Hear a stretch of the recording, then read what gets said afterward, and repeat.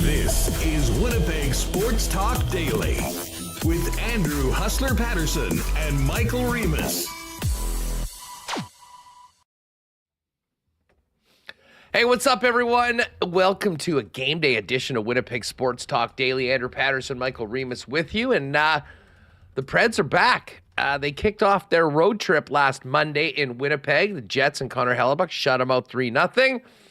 Picked up a couple wins along the way, and now they're back to finish off this road trip. And the Winnipeg Jets haven't picked up a win since that Monday night, 0-1-2 in their last three. They'll look to break the streak and get back in the win column tonight in front of the home fans and get their first win of this season-long 8-game homestand this evening.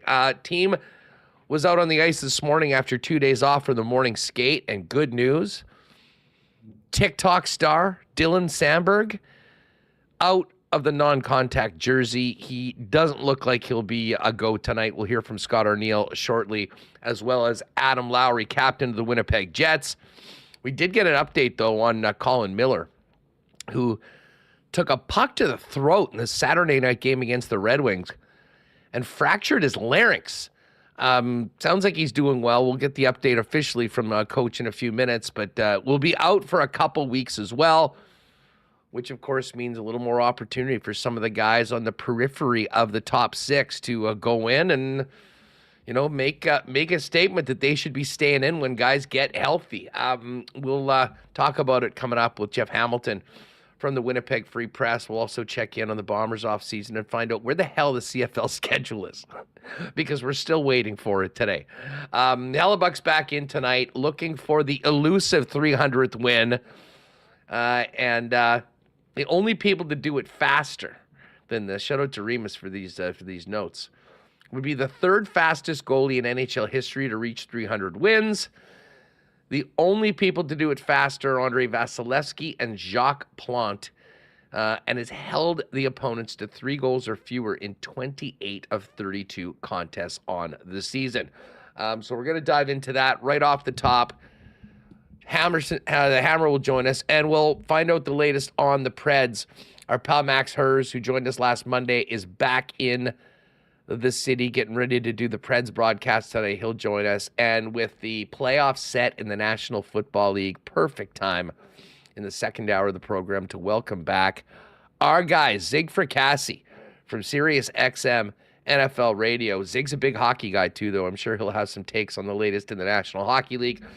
So all of that coming up over the next couple of hours. Great to have you all with us. Welcome to everybody that's with us live on YouTube right now in chat. If you haven't already or you're finding the show afterwards, hit that subscribe button. We're live every day just after 1 p.m. Central here on the Winnipeg Sports Talk YouTube channel. And of course, the show is also available on podcast wherever you get your favorite pods. Make sure you're downloading the audio version if you can't join us live with video on YouTube. Just before we bring in Michael Remis, a big thank you to all the sponsors that make WST happen each and every day. Our partners at Coolbet Canada, Princess Auto, Rollies Transfer, fansfirst.ca, Manitoba Battery, Wallace & Wallace, F Apparel, the Winnipeg Jets, Little Brown Jug, the Royal Sports, Boston Pizza. Of course, we'll get to a why not question of the day as well. And, of course, Canadian Club is our favorite Canadian whiskey and whiskey partner and official spirit of the Winnipeg Blue Bombers. Let's get this show on the road. Remo, a couple days off for the Jets in the books. Now it's time to get down to business tonight and start a winning streak. Yes, 3 in a row, Huss, losing Colorado, Anaheim, and then Detroit. I didn't think they definitely played well enough to win in some of those games, but didn't quite go their way. Connor Hellebuyck searching for that elusive 300th win, 0 for 2, stuck at 299. We'll see if he can get there tonight. But the Jets have had a lot of success against the Predators, especially at home lately. A lot of success against the Central Division this year, 10-4. I think with 2 days off, they should be rested. And you mentioned Nashville bookending this road trip. They were just here a week ago. They were in Minnesota on the 31st where they lost, but they did get wins in Vancouver on Friday and in Calgary on Saturday. They also have had 2 days in between games here. We will see how they look tonight. They did get shut out here last Monday. And I think Nashville maybe showing a bit better than their record as of late. It takes time when you're the off-season champions for everyone to gel together. You can't just be the off-season champions and carry that momentum into the regular season. Easier said than done. They are 5-4-1 in their last 10, 2-game win streak. We'll see how it goes. I'm looking for it. I think the Jets will get back in the win column tonight, but hey, what do I know? I'm just a guy here. The team hasn't, not much has changed since the team was here a week ago. Although I'm not sure this Fedor Svechkov was in. It looks like Stamkos will be in the middle of the top line with Forsberg and Marchessault. Ryan O'Reilly's been playing well lately. He had a hattie against the Flames during this road trip. He's going to be in the middle of Gustav Nyquist and Vinny Hinostroza.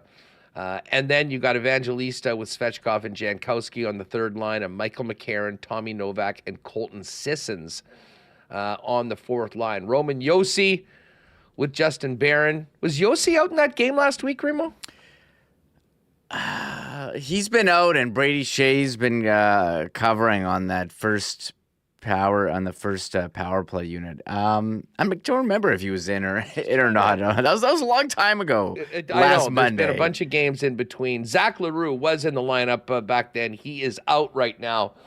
But anyways, we'll get a little update on the Preds coming up with Max Herz after we talk with Jeff Hamilton and hit a number of topics. But I mean, the big news today, some clarity on Colin Miller and Remo. I mean, those are. When you hear fractured larynx, Winnipeg Jet fans of a certain vintage will remember Dave Manson, who was an absolute killer on the blue line for the Winnipeg Jets. His voice was never the same after that. So, we'll hear what Arnie has to say in just a minute. But it's good to hear that he apparently is doing quite well. Be out a couple of weeks and come back. I mean, you just certainly hope that there's nothing more on top of this. I tell you what, why don't we start off right there? Let's go with 4, and we'll get to Coach Arneal, because the first order of business was to update people on Colin Miller, and then we'll get to Dylan Samberg. But here's Arnie, head coach, on the fractured larynx of Jet defenseman Colin Miller. Colin Miller has a fracture of his larynx, so minimum 2 weeks. So we'll just see how it goes from there. Obviously, got that puck in the throat, so dangerous situation. But doing a lot better. He's around. He's here. Just that's more now. It's can't get hit again, obviously. I mean, I felt it in myself, to hear that the idea of a fractured larynx. It sounds a bit shocking. So how are the emotions around supporting him and sort of being around him? Yeah, I mean, he's here. He's actually on the bike. He's around the guys. Talks a little quieter, but at the end of the day, he's upbeat. He's just the biggest thing is it's precaution now. Just making sure that he can't go out and something happen to run into him, somebody runs into him, or something happens again. So it has to heal. Here's the update on Colin Miller, Riemann. I would say that has got to be close to best case scenario. I mean, when you heard that it was serious from Coach Arneal after the game on Saturday night, and knowing the severity of injuries to that area in the past, I think a couple weeks is something that I think Colin Miller can be thankful for. And again, he said he was talking a little bit quieter, but you just hope that there's no lasting damage to anything to do with his speech or volume, shall we say, coming out of that throat and windpipe. Yeah, it doesn't sound like it's too serious. I'm thinking of one player who took a puck to the throat in, I think, late 90s Trent McCleary when he was on Montreal and had some, I mean, that was a big slapper, if I remember correctly, and had some serious damage from that. So it sounds like Miller is in good spirits, according to Arneal, is okay. So we'll wait to hear from him. Minimum 2 weeks. I thought maybe, it would be longer, but it sounds positive considering the seriousness of getting a puck in the throat. Now, as far as Dylan Samberg goes, he was out in the full contact jersey today, and as much as Reem, it'll be a loss for the TikTok community if he has to get back into the lineup. It'll be a big boost for the Winnipeg Jets. How many times would you say you've watched that latest TikTok that his wife put together, which was as funny of a social media clip as I think we've seen from an NHL player in a long time? I did not know that Dylan Samberg had that club in his bag, but he killed it. Neither did I. Should we bring it up so people may not know what we're talking about here? Can you play it with the music, or does that give us a DCMA? We can just play it if you want, and they'll take our money. I don't know. Should we talk over it on mute? Yeah, talk over it on mute if you can. I'd rather not to get any strikes with the good, fine people of YouTube. We need to keep our good standing. But and you can find this. I believe it's Dylan's wife who is the mastermind behind this. I gotta say, the Jets Wags have a level of social media that we've never seen in the past. I'm gonna have another baby. Sorry. Let me just mute this. I got a lot of stuff coming through the speakers here. Yeah, no doubt. Let's just see, and let us know in the chat if you have seen this so far. Yes, let's see. There's a lot of people that have. People have seen. I don't know. Are people on TikTok? And so here's the video of there's Samberg. They're doing a little dance here. I mean, this is pretty well choreographed. The shots are well done. This is the move right here. That's the move. So if he scores, you got to do that move then. Who would be the Jet? Maybe Neil Pionk, the Hermantown connection. If he's back out there, he can go down on all fours, and Pionk needs to grab his left leg and shake it the way that they just did. That's a good one. Yeah, they're D partners. Yeah, I could see them pulling that one off as a goal. We've seen a lot of NFL choreographed celebrations this year. I thought some teams really took it to another level. Maybe Vikings the Jets defense. Can. Yeah, exactly. So, yeah, maybe we'll see some of that. So there's Samberg. He's on the ice. So maybe no more time for dance choreographed TikToks. We'll see. Oh, hey, you know what? You got to occupy yourself when you're away from the team and you're bored. And you're off work. Got to find ways to do it. And he and I believe his wife's name is Des. Some great stuff. But anyway, Samberg is back. Here's what Scott Arneal had to say with his update. Well, he's back skating with the club. Here's what he had to say about his available for tonight and when he'll return. I told him to stay out of the lanes, but that's first day with the white jersey. He had a conditioning skate yesterday. He got another one today, so he's getting close. We'll see. Haven't got the official green light on him, but he's getting real close. But not tonight. Oh, that's some good news. Samberg back in the lineup, hopefully on the weekend, and two big games against two very good teams in the Kings and the Avalanche, as we've been talking about, and especially with this loss of Colin Miller now. The sooner the Jets can get one of their top four defensemen back in the lineup, the better. And we expect that to be at some point this week. Here's what Arnie had to say about the Preds, who, as Remis just mentioned, a couple nice wins during this road trip, coming back and taking on the Jets, who are hungry for a win. We just saw them at the start of this road trip. For their road trip, obviously, they won in Vancouver and Calgary recently. And they got the top PK in the league. There's a lot of things there. You kind of see them, a little bit like last year where they got off to a slow start and kind of got rolling again. So they've been good in their last 10, like you mentioned. And another Central Division opponent. When we play these teams, there's always a little spice to them. And, I think that it's no different. That it took us the third period the last time we played them.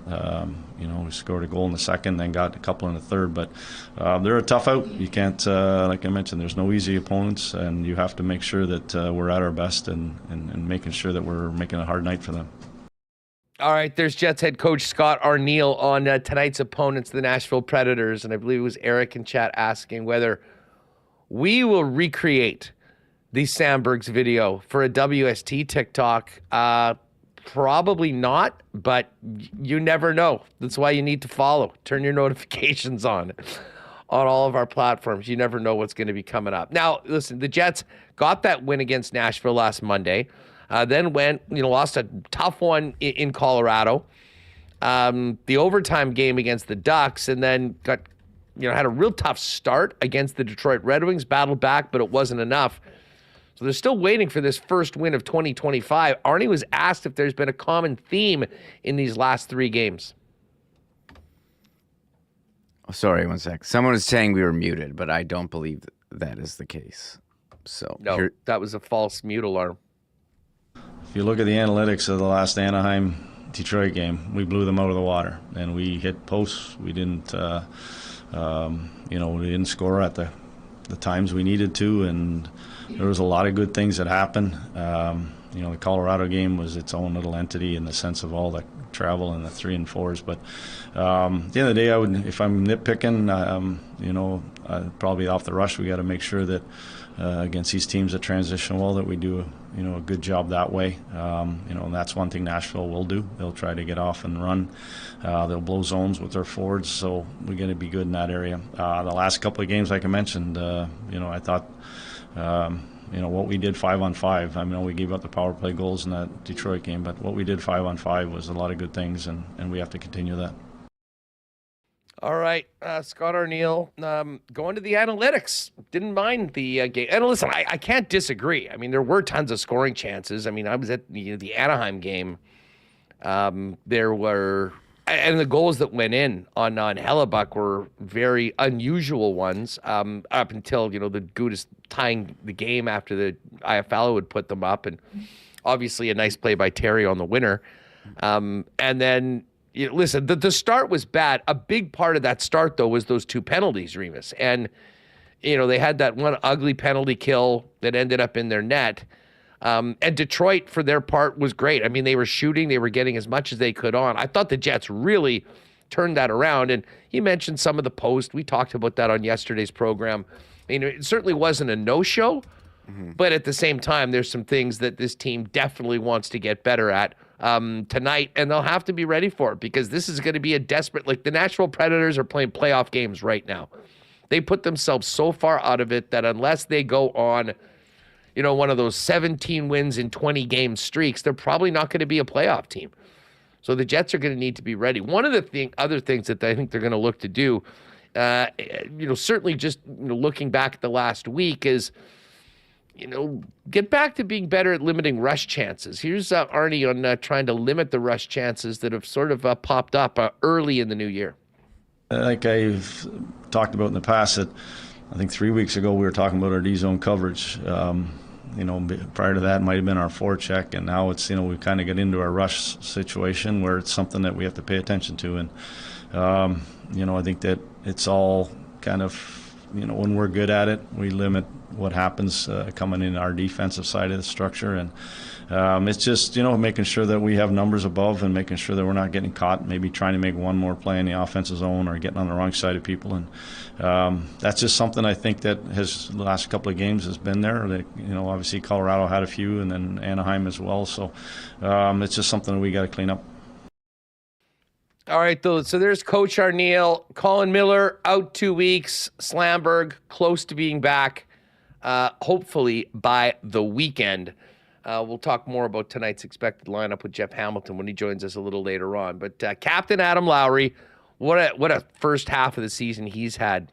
Double-digit goals, on pace for a career high, doing it without any power play time. He truly has been the leader that this club has needed.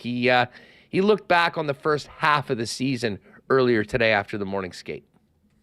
Overall, we've liked how we've played. Obviously, the position we've put ourselves in. I think our defensive structure for the most part has been pretty solid, and that's going to be kind of key to our success in the second half. And things we want to improve, probably just the consistency. On the penalty kill, there's been stretches where it's been really good, and then there's been stretches where we've given up goals at key times. You look at the Detroit game last game, that's the difference. We give up 2. I think that's an area that we're going to want to continue improving. There's been signs where it looks like it's on the right track, and then we kind of regress. So it's just keep building that. I think continuing working on our rush reads, limiting the chances we give up. I think as we get further into the season, making it as difficult as possible for other teams to get into our zone. Make it tough for them to generate chances, and from there, I think our offensive game takes care of itself. So, looking at the first half as a whole, I think we're pretty happy with where we're at. We know there's still a lot of season left. There's still a lot of work to do, and we're definitely not a finished product.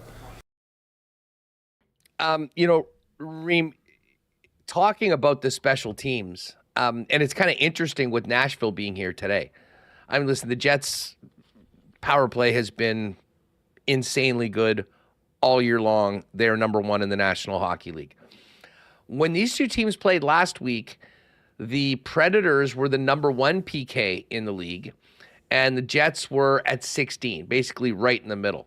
Well, today, the Preds have dropped slightly. They're still in the top 3, third overall at 84.7%. But the Jets and those goals that, Adam Lowry just referred to have kind of chipped away at where they are. Now, listen, I will say this. The Jets are at 77.6 at 22nd. If they were able to move up 1, you're basically getting back to where they were. But, just that 1% drop over the course of a couple games, can see a pretty significant drop. The Jets are 22nd. You definitely want to get back to where they were and get closer to the top 10 than the bottom 10, and that has to be a focus of the Winnipeg Jets right now, kind of cleaning up that PK, as the captain just mentioned. Now, this team has played a ton of hockey over the past 6 weeks. It was a very hectic schedule going into Christmas, and an equally as hectic schedule coming out of Christmas with the 5 and 8. And that, I think, led to the extra day off. Sunday was the day after the game. You watch football, hang out with the boys. They took yesterday off, too, and got back hopefully more refreshed. Adam Lowry spoke to just how the team's feeling going into tonight's game after getting those 2 straight days of rest. It's a good refresher. It's good to take a step back. I think, Arnie was talking about you get the Christmas break, but, guys with families, a lot of travel. It's not necessarily, as recovery focused as this one was. So, I think it was nice to step away. Obviously, being at home, you get to spend some time at home.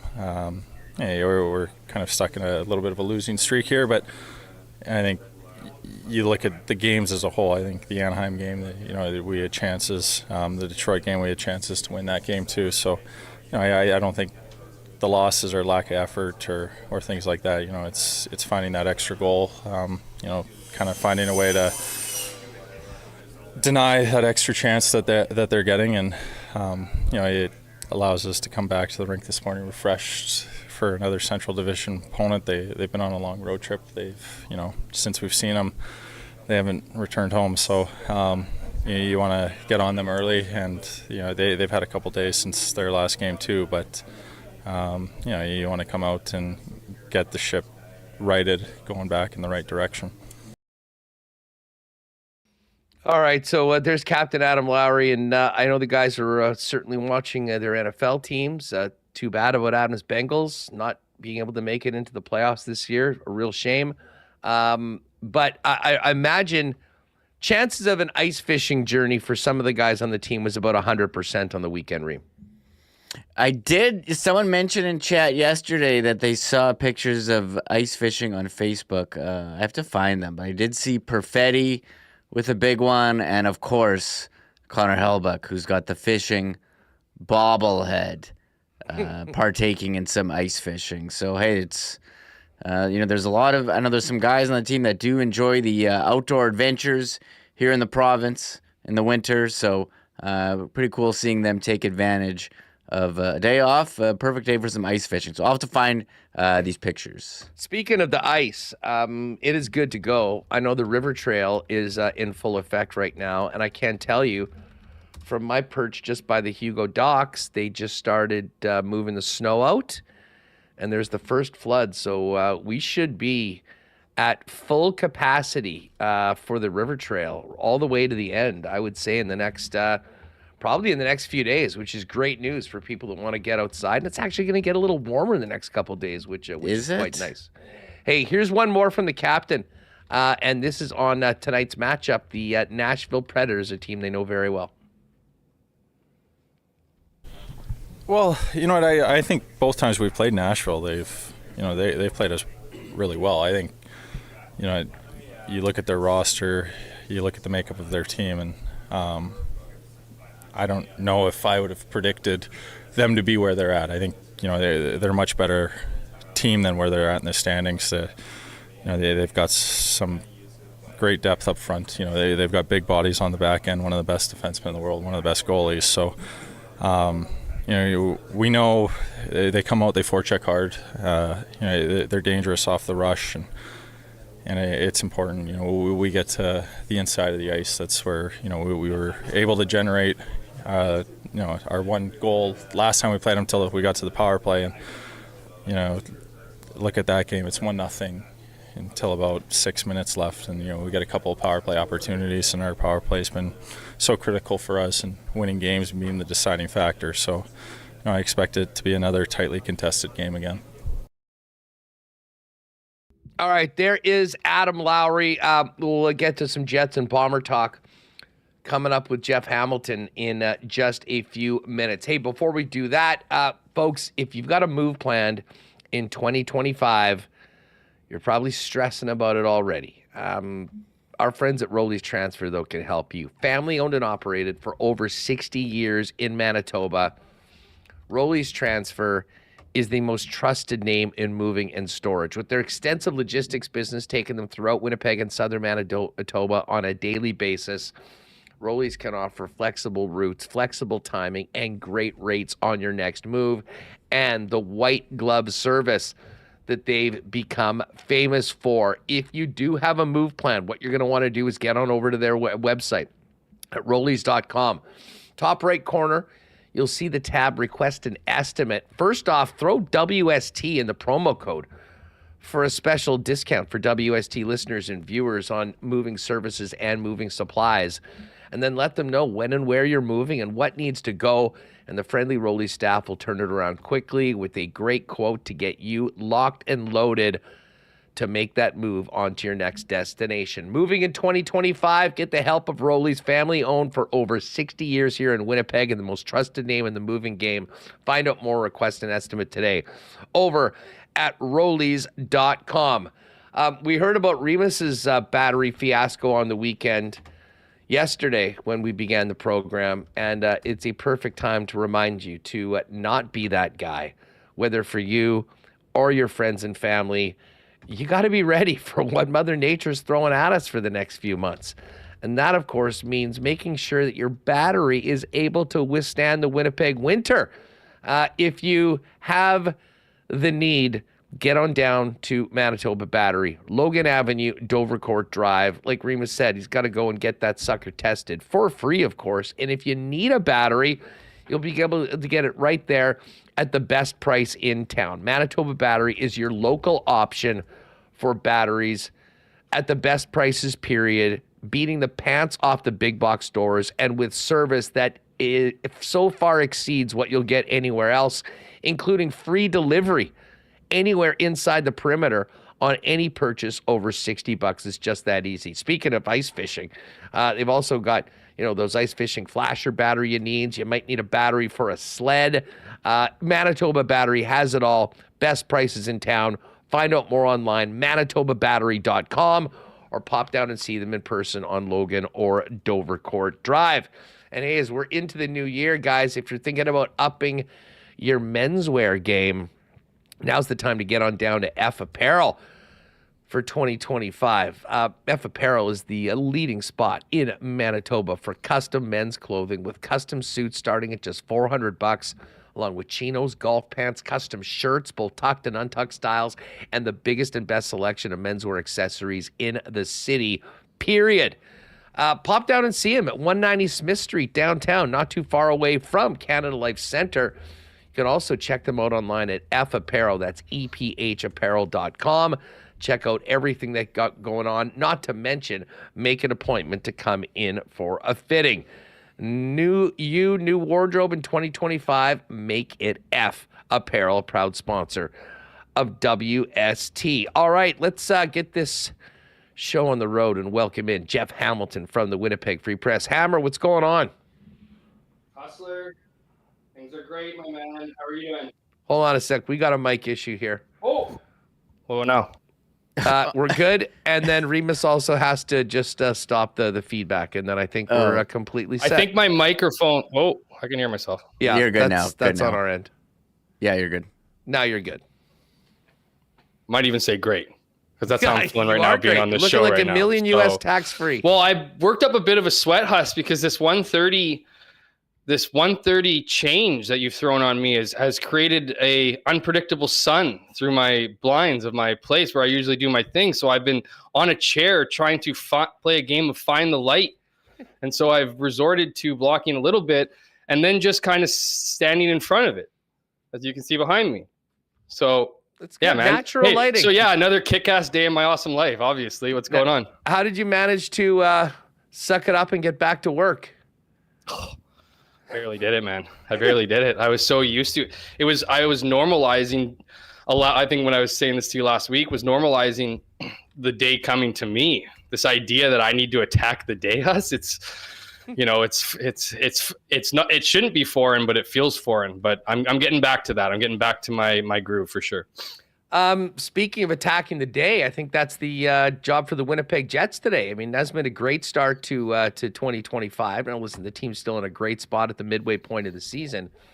But it was interesting, having watched, the last few weeks and knowing how much hockey that they played, that the coaching staff decided to sort of proactively give the team the extra day off yesterday. And I would suggest this is a pretty important game, considering the points that have been left on the table in the first two games of this homestand, and knowing what's coming up with a very, very difficult back-to-back against the Kings and Avalanche coming up on Friday and Saturday. You don't want to be sitting around talking about a 4-game losing streak going into those games on the weekend. And this is a big one against the Preds team that, didn't look great last Monday here to start off the road trip, but has picked up a couple wins along the way. Yeah, to steal your words, Huss, this is a team that's playing playoff hockey already, right? Much like the Jets, or much different than the Jets, obviously, but much like them in the sense that they had such a hot start. They've been able to get away with playing kind of 500 level hockey here. And it's funny because it was those Nashville Predators who did it. I forget the year, but it was years and years ago. I think they started the year 11-1. It wasn't quite as historic as the Jets, but again, that allowed them to play kind of mediocre hockey the rest of the way to punch their ticket to the playoffs. This is a team that's desperate. It's a team that needs wins. And Winnipeg, what is that saying, Huss? It's hard to get to the top. It's even harder to stay there. So if you want to be the big dogs in the NHL, you want to be that team that everyone's talking about, you need to be consistent. And that's obviously what the Jets are chasing right now, is that consistency. This trip hasn't exactly gone to plan. I think a lot of people are looking at this home cooking thing, like, being home for a long time is awesome. We did talk about that the weather issues here in Winnipeg, but they just need to find their groove here. And I to your point too, like you look at that game against Anaheim, I thought the Jets played well. I was at that game. You see so much more sitting in the lower bowl of the arena than up in the bird's eye view. And you really get an idea of just, how well they played despite the loss. Obviously, you need to have that killer instinct at the end and beat a team like the Anaheim Ducks, but that's a young and relentless team who's playing, dare I suggest, freely night in and night out. This isn't a team that's looking to make the cup. I imagine, obviously not looking to make the cup, isn't looking to make the playoffs. And there comes a freedom with that. And, sometimes it shows up in sometimes it shows up as an absolute dog's breakfast and you get your ass handed to you. And other times you find that groove and you take the challenge and you compete to the end like they did against the Jets. And that's really what Winnipeg needs to do, is they need to compete to the end. You know, you look at that, again, that game, Alex Iafallo puts you up in the third. For a team that's in the position the Jets are in, that should be game over, especially with the tools that they have. But they are hurt in the back end. They are going through a little bit of adversity here, but that's a good thing. You know, that's a good thing to go through. This is those months that they've earned this ability to kind of, I don't want to say tread water, because that's obviously not the goal, but they've earned their ability to, go through these tough stretches like every team does, given their hot start. So I just see this as, look at getting back to basics, getting back to fundamentals. I'm sure these guys are tired of talking about the losses, starting to get back in that win category, and it starts tonight against Nashville. Yeah, and a good start. Like I didn't have an issue with much even of the Detroit game other than the way that it started. And I really did think getting into penalty trouble early on.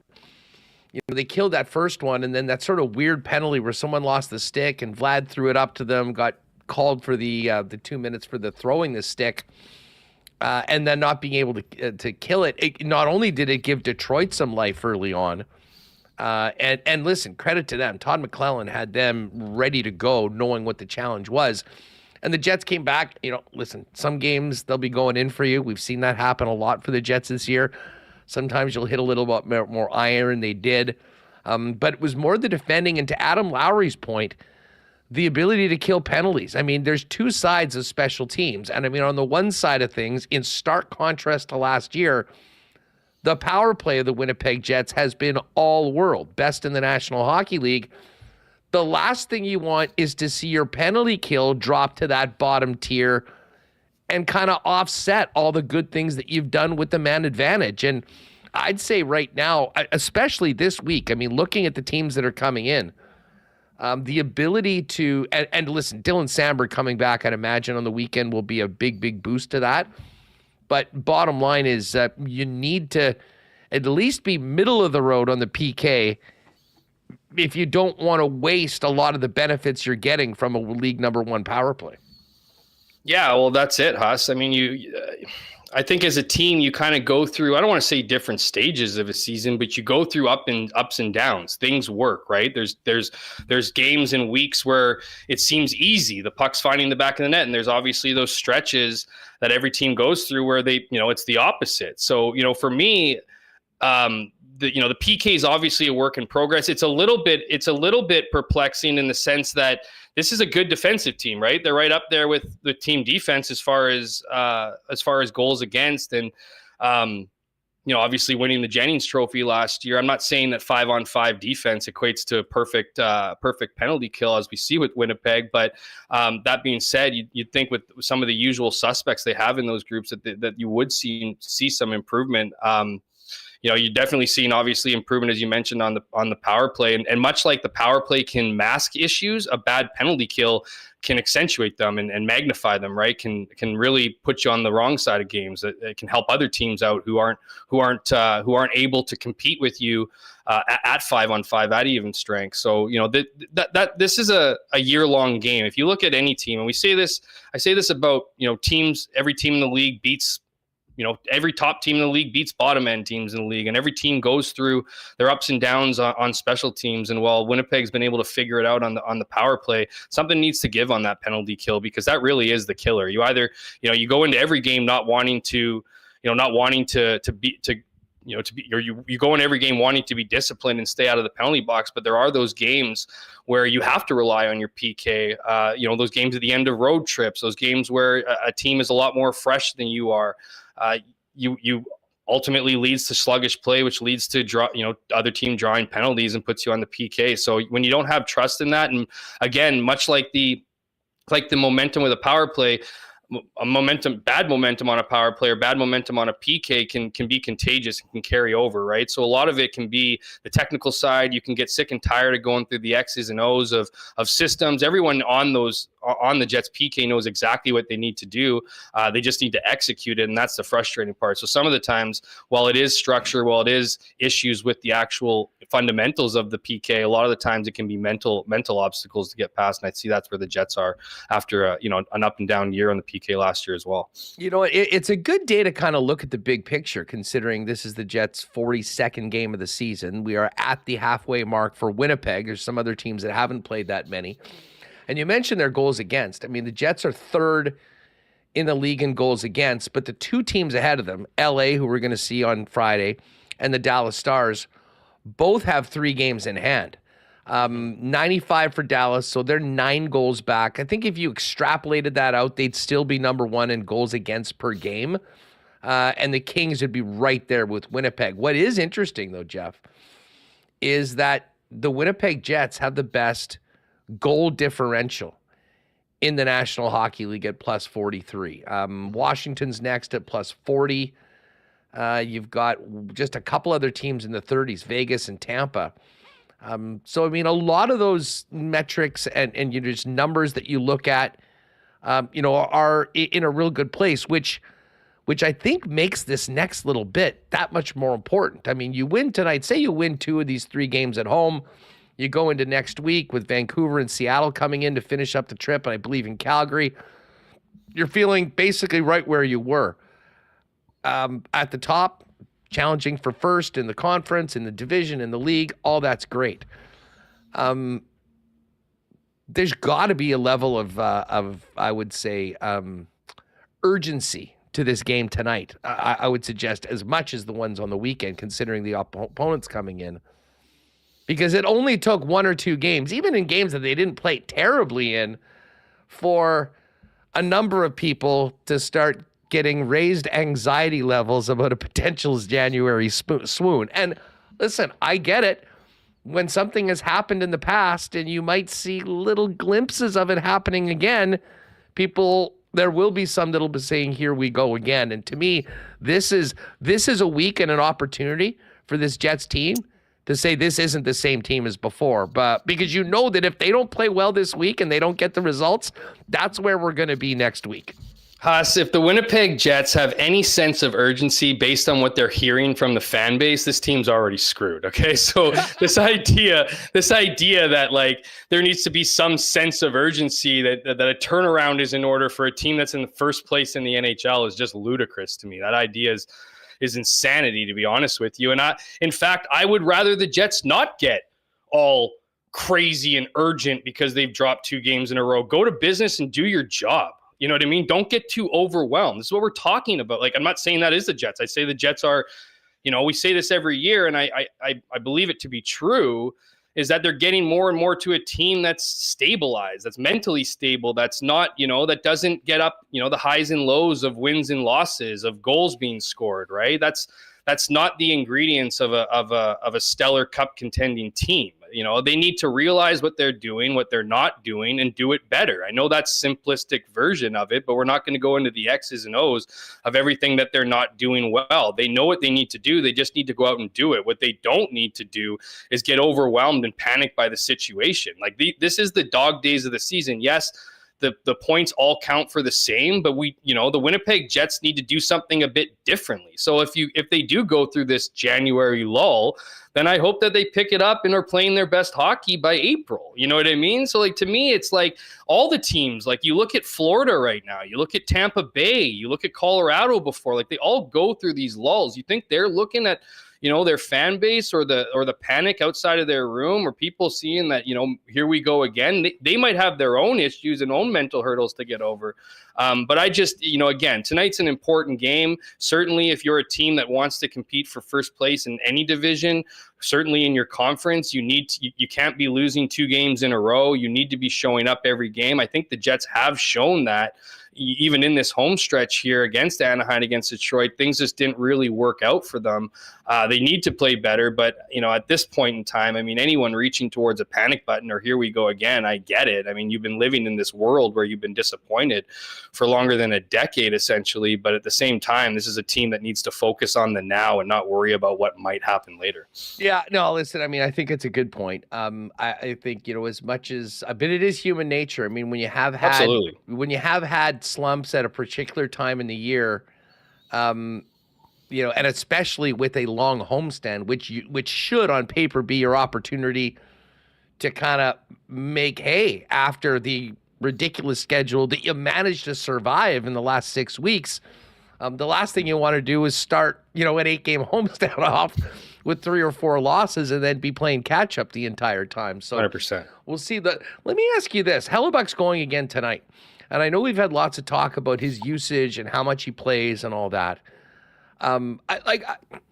As long as this team doesn't fall back, they'll have plenty of opportunities to give him whatever rest he needs in the final couple months, which I think is when you need to kind of initiate that, getting ready for the playoffs. But I am fascinated as to how they're going to decide to roll this out this weekend. Hellebuck's going to play. They're going to have 2 more days off, and then probably the 2 toughest games, at least on paper, of this road trip in back-to-back fashion. And the second game is the Avalanche, your division rivals, the team that you're 1-1 against so far this year, and a team that Connor Hellebuck was brilliant, probably his best game of the season, in a 1-0 shutout win earlier this year. I was talking to Mike, and Connor was on yesterday, and both of them thought that they might actually do what they normally don't do, and that's play Eric Comrie in the first game and then Connor Hellebuck in the second game. I mean, what do you expect to happen, regardless of what happens tonight, with the starts on the weekend? I think that makes a lot of sense. I don't think that's unique though, Huss. Like, I think it's to Winnipeg it is. Yeah, for Winnipeg for sure. Traditionally though, you've seen that this year a lot, right? And is it just me, or is there an astronomical amount of back-to-backs over the last year or two, right? Well, listen, the Jets have home had and homes. There's only 2 left. I think we went through this yesterday on the season. They've got, and I'm not even referring tonight to just the Jets. I know the Jets have had a ton, but there's a lots of away then home games or home then away games. This, whereas it used to just be traditionally road games, right? Where so there is a little bit of a different, I don't know, philosophy, if you will, from the schedule makers at the NHL. But, I do think it's interesting. I wouldn't be surprised if that was the way they went. LA is a good team on the road, but so is Colorado. So, I mean, it's kind of, I don't want to say pick your poison. And I just kind of go back to thinking, should you be really worried about playing your backup against anybody?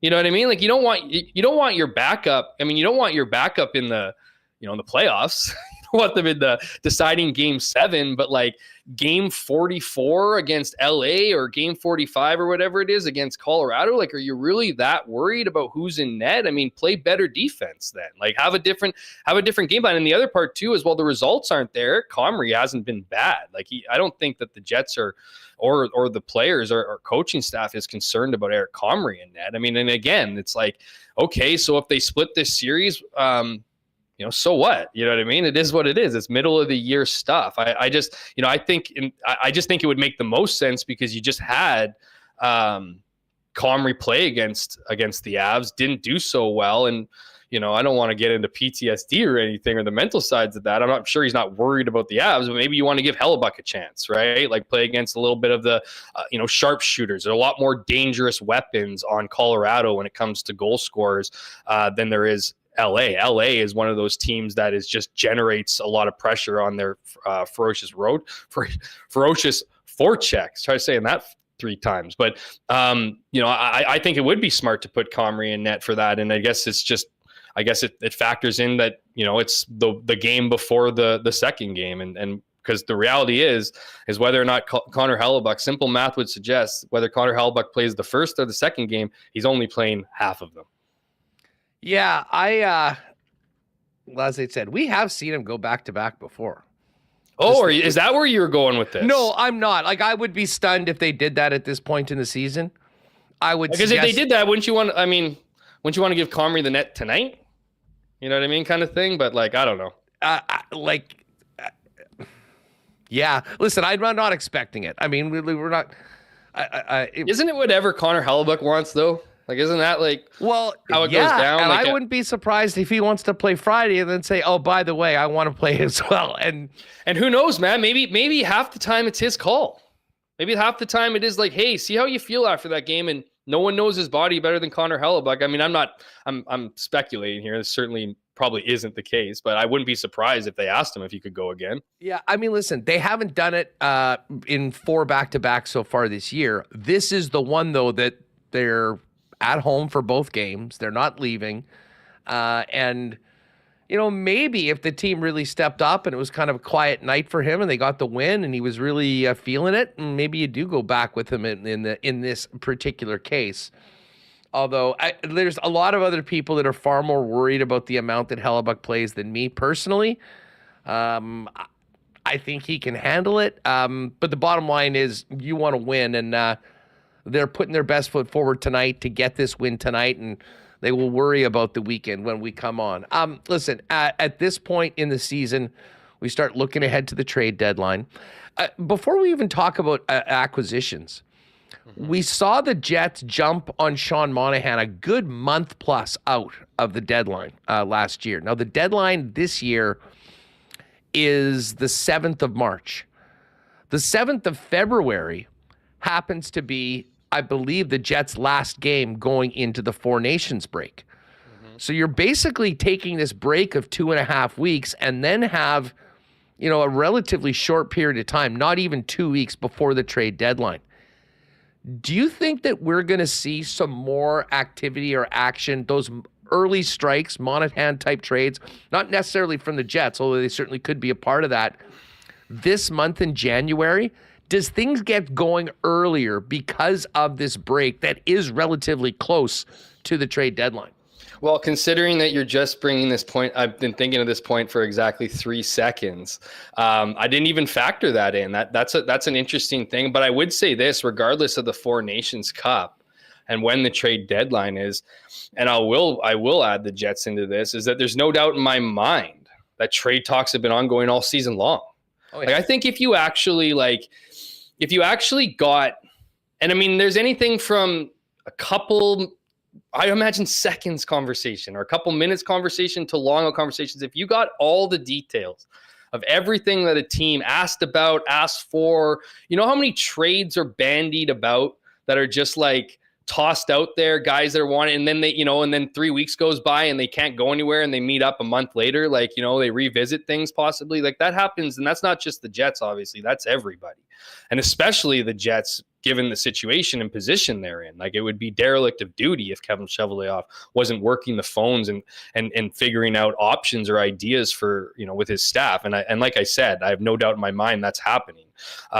As far as like timelines, I think the Jets will pull the trigger at any point if they get the deal that they want. Like, I don't think and we know history suggests they like to get things done a little bit sooner than later. Obviously, you want to get them into your building, get them acclimatized to your team and to whatever line they're playing with, so that they can, that growing pains or whatever that inevitably come with joining a new team can dissipate sooner than later. So I think it's every team's idea of getting players sooner than later. It's just those teams out. The reason why obviously a lot of the play gets closer to the trade deadline is because teams want to figure out where they're at. They also want to sell tickets, Huss. That's the other thing in this whole equation, right? Is that if you're going to ditch a player who's a marquee player from your lineup in January, well, it might tell your fan base that you're not interested in winning, and they might not be interested in showing up to games anymore. And that's drastic for any organization. I don't care who you are. So that's another reason why trades don't necessarily happen as quick. But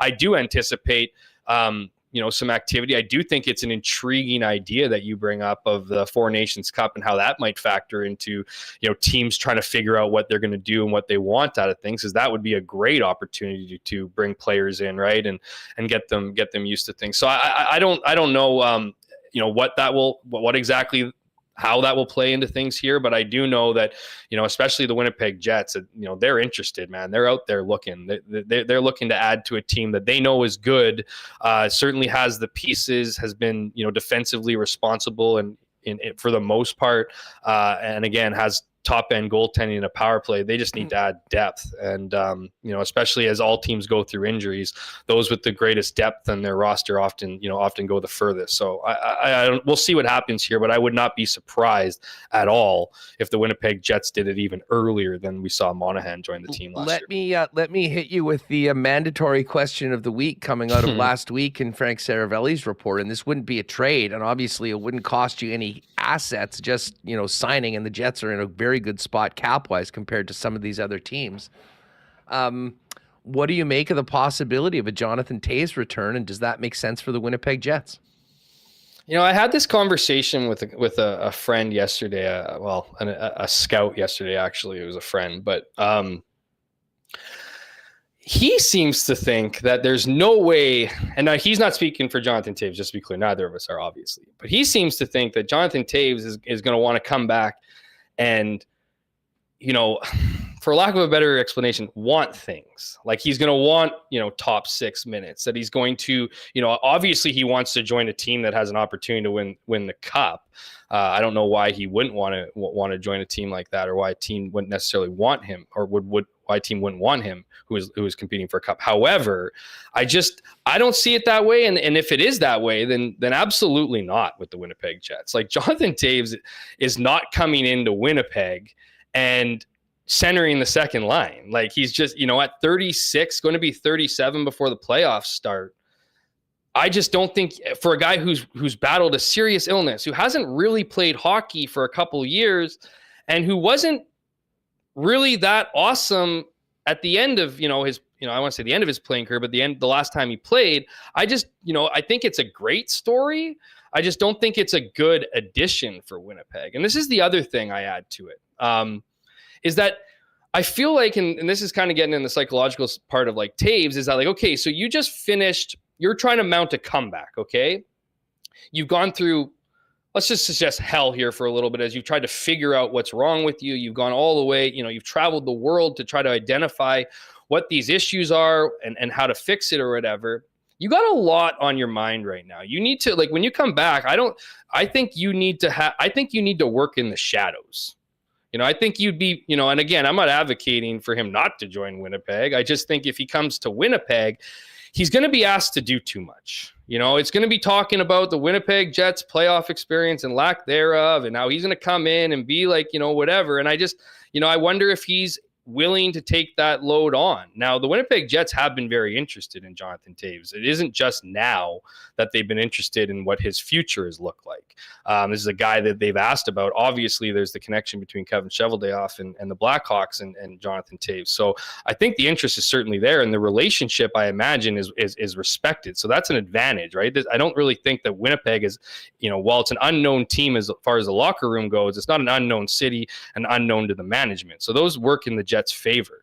I just think if he does come to Winnipeg, which would be a great ad for them, I think, assuming that he can get back to anywhere near where he was, would be probably on the lower levels. But then I talked to my scout friend, and he goes, "That's absolutely ridiculous. Why would he play on the fourth line? Like that's not where he would want to be with the Jets." And I was just like, well, I don't know. We'll see. So I just kind of shared my conversation rather than actually answering your question, Huss. But I don't know. I don't think it's a great addition for Winnipeg, and that, not that I don't think it would be a great story. Of course it'd be a great story, but if you're the Winnipeg Jets and you're first in the National Hockey League, go get someone better. You know what I mean? Go try. And maybe if Toews is your fallback and brings in some leadership and can do that, that'd be great. But overall, my vote, if you had to put me on one side or the other, is no dice. I'm on the other side of the fence on this one. And I mentioned this when I was talking to Connor yesterday about this. Like, I think it is insane. And I'll preface it with this. I don't think Toews is coming back if he doesn't feel like he's in a really good place, and if he doesn't feel like he can play up to a Jonathan Toews level. Now, that might not be the case when he gets on the ice. That might be proven to be wrong. And if that's the case, I mean, no harm, no foul. You did it. And to be honest, I really don't think, like, with the career that he's had, he's not going out there to embarrass himself. He does not want to go in there just to say, oh, I made it back and I played some games. Of course not. He'll be doing that. So I do have some faith. And I think it is foolish for people to completely write off the fact that he wouldn't be able to play at a level where he could be a top six player, at least for a couple of months. I mean, we're not talking about playing an 82-game season. No, we're just talking about the most intense part of the year. Absolutely. He's made for that. I mean, that's where he's made his money, for, and a lot of it, over the course of the year. Over the course of his career, I should say. I just really do think that if he is focused on a comeback, he believes that he can come back and be a guy that can make a difference. And listen, if I told you that you were going to get a Jonathan Toews that is better than he was right at the end when he was dealing with all that. Like, even in his last season, he was at a 25-goal pace and like 55, 60 points. And that's playing on the worst team in the National Hockey League. I mean, you surround a guy like that with players like, let's just say it was on the second line with Nikolai Ehlers and Cole Perfetti. I think like what he adds in their own end is massive for a line that, you know, would never have been talked about as being defensive stalwart, shall I say. And a guy that's been very, very productive in the past. I mean, to me, and he might want all that. There's nothing that's going to be guaranteed, but to be given that opportunity at a time, like, I don't know. Maybe I'm just old and I remember him from what he's done over the course of his career.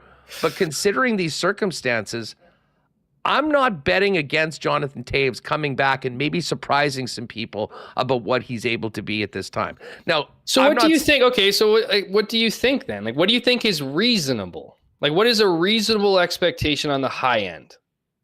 A big improvement at the number 2 center position. Like, on the high end, like the best case scenario. Yeah, like, but realistic. Big improvement at that position right now than what they have and what they're working with. With no disrespect to Vlad, because I think he has been so much more than what they could have expected. But this hasn't been the plan to play the majority of the last 2 seasons with Vlad Nemestikov as your number 2 center. I don't think the plan was to have Jonathan Toews be your number 2 center either, right? Things change. And I just think it's one of those things where, yeah, and I'm with you. Like, I'm not trying to pour cold water on, like I said, a pretty, certainly a cool story. I just, you know, you look at it and you look at the hole that he would have to, or what you would want him to fill, I guess, ideally in that second center line. And I just think it's one of those things where it's like, it's too much of a gamble for me, you know? And I mean, I just think there's better options. It would also have to happen earlier because, and this is sort of gets to my point about that trade deadline thing. Like, if this was going to happen, I would imagine that they would want to have some sort of clarity as to where he's at, whether he's in, whether he wants to make that. And again, there's other teams that are in on this too. This is not just the Jets in a vacuum. So take that for what it's worth. But as far as the Jets conversation goes, you know, to try to get him to come in and play maybe as early as in advance of the Four Nations break, because once you kind of have a better idea of what you have there, that will affect. Like, if I could tell you right now that you could have a Jonathan Toews that looks like you're turning the time machine back 5 or 6 years, and a guy that fits in really well, and you're getting him on your team, and all you're doing is signing him, well, that changes the scenario for what you can do on the back end a hell of a lot, because what you thought you might have to be paying to fortify your forward group is all of a sudden there, and you haven't had to use it. And what you might be able to do on the blue line is significant. So to me, there's an order of operations to this. And I'm not sure that those timelines will really work. I don't know where his ad's at. But to me, it's such a fascinating discussion, because this isn't just a guy that was a good NHLer. This is a player that, you know, at his top best forward level, at the Olympics. Yeah, I mean, that was 2010. But I mean, well, even like, listen, point wise, his best season ever was 1920. He was a point a game player at that point. And then, I mean, you mentioned the intangibles that a team like this, if he was in your roster and in wherever he's playing, having that guy in your room, on your bench, you know, having already been kind of brought into the organization come playoff time, it certainly would not be a bad thing. So it's a pretty juicy topic on the show for sure. And I get people, I mean, it's easy. Like, I don't blame people for maybe writing people off. There is Father Time is undefeated and all that. It's not even writing off. It's just a healthy skepticism over like his ability to be in what is a very important position. Like, it's not like I'm anti Jonathan Toews, you know, returning to Winnipeg. And I know you're not, or that I'm, you know, whatever. It's just, it's a lot to ask. That's a position that, you know, warrants a lot of responsibility, right? And it might be too much responsibility too soon. But, you know, I do like, as we talk it out, I do like, you know, some of what you're saying as far as bringing him into the team, getting him prepared and ready, and maybe allowing him to blossom, if you will, into that player. I think he gets that anywhere. potentially. The other part too, Huss, is like, this is on me obviously for not knowing all the details, but what's the anticipation for a return? Like, I know it's skating, I know it's talking to teams, but is it a foregone conclusion that he's going to return this year, or is this still like one of those things where it's just a lot of buzz because Jonathan Toews has hit the ice and teams are interested? Yeah, like I think there is basically from what I gather from Frank's report and then Elliott's subsequent report, he's skating, he is considering this. There are teams that are, including the Jets, that are expressing interest. I mean, Elliott thought that he might decide to forego this season and really work through the summer to try to make a comeback at the beginning of next year. Yeah. If that happens, whatever, we'll talk about it in the summer. I mean, this is more something that when you look at a team built the way the Winnipeg Jets are, with the ability to significantly improve at center, to me, the question is, okay, does this work right now? And it's an interesting one from T-Will. And listen, I get it. There's people on both sides. But T-Will says, Jonathan Toews grew up here for 12-ish years before he bounced around all over North America with billet teams, so he has some deep desire to play hockey here for basically free. Come on. Well, no, that's not what we're saying, T-Will. I mean, listen, if he's going to come back... He's also at college, so... If he's going to come back to the National Hockey League, you would think that he's wanting to go to a spot where there is at least a path or a hole for him to play at a high level like that. Maybe before Winnipeg absolutely checks off that base. There is a management group that he has a previous relationship with. And I mean, you can say that he left when he was 12 or 13 years old to play hockey. He's still maintained a home here. His family is here. I mean, there's a lot of things that might be really attractive to him. Got a hockey rink named after him here. Yeah, it's a lake. I mean, he's got it all. And man, you want to take that legacy one step further, come back to the NHL, join the Winnipeg Jets, and help them do something they haven't done before, would only be furthermore for that. Hey, listen, just before we go, because we're going to bring in our pal Max Herz to get the latest on the Preds coming in. Funny story. I see that Dunk's ring. Mike O'Shea is apparently been invited on the mentors trip with the Toronto Maple Leafs. Did you see this? No, I didn't see that, but that doesn't surprise me. So I'm not sure who the person that would be inviting O'Shea, like maybe one of his close friends is involved. Oh, probably somebody from Maple Leaf Sports and Entertainment who wants to get in his ear about his contract status and not having a deal after next year. Maybe that's maybe this is what you call, hey, you don't even have to call it quiet tampering. It's just the CFL. Maybe it's just outright tampering. But then again, but Maple Leaf Sports and Entertainment, they're out, aren't they now on the no, they still very own it. It's just that Sportsnet owns it now, and that they're not as in love with the league. Last question though. Right, that's it. Where the hell is the CFL schedule? You know what? I heard you say that at the beginning of the year, at the beginning of your show. My mistake. Is it typically now? Like, are we weeks before Christmas? Okay, it's before Christmas. Okay, like when I heard that, I was like, me today he went through the last 3 years and it was like the 17th or 18th of December.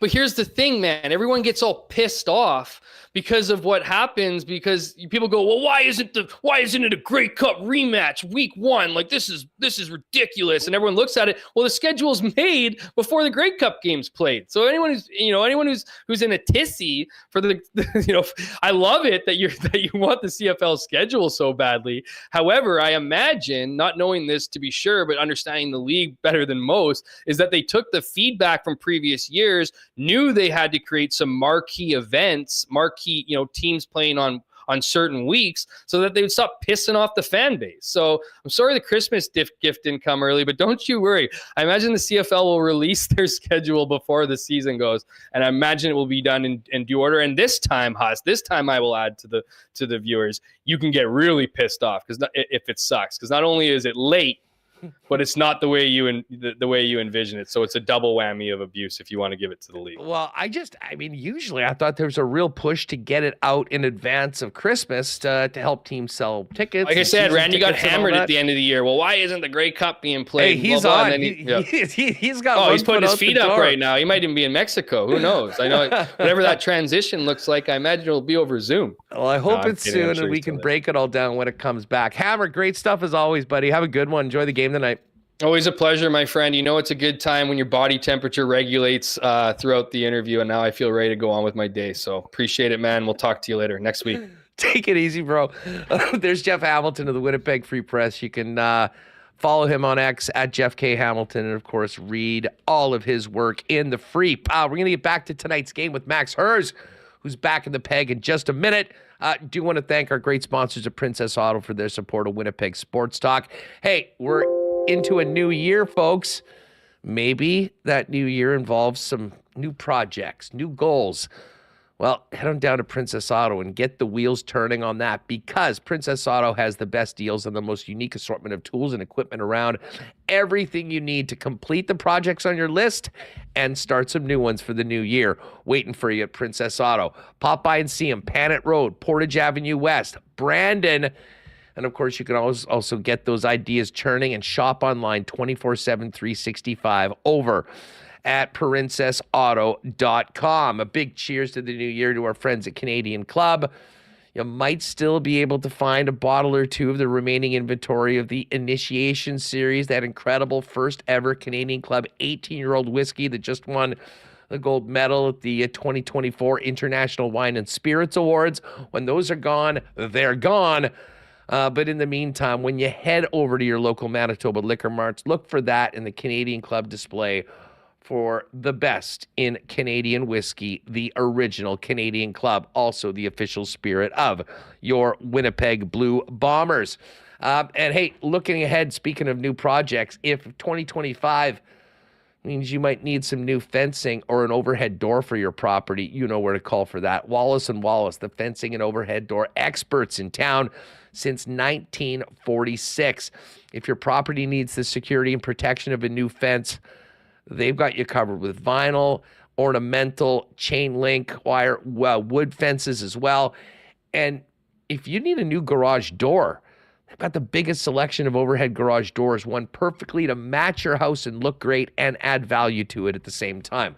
Your best bet is to give them a call at 204-452-2700. The Wallace & Wallace team will come down and give you a free estimate. You can also pop by and check them out online, wallacefences.com, wallacedoors.com, or pop into their showroom on Lawson Crescent, just off of Kenniston. Let's get back to tonight's game, and welcome back to the peg, our pal Max Herz, who is back in Winnipeg again before he even makes it back to Nashville. Hey, how was the time out west, Max? What's up?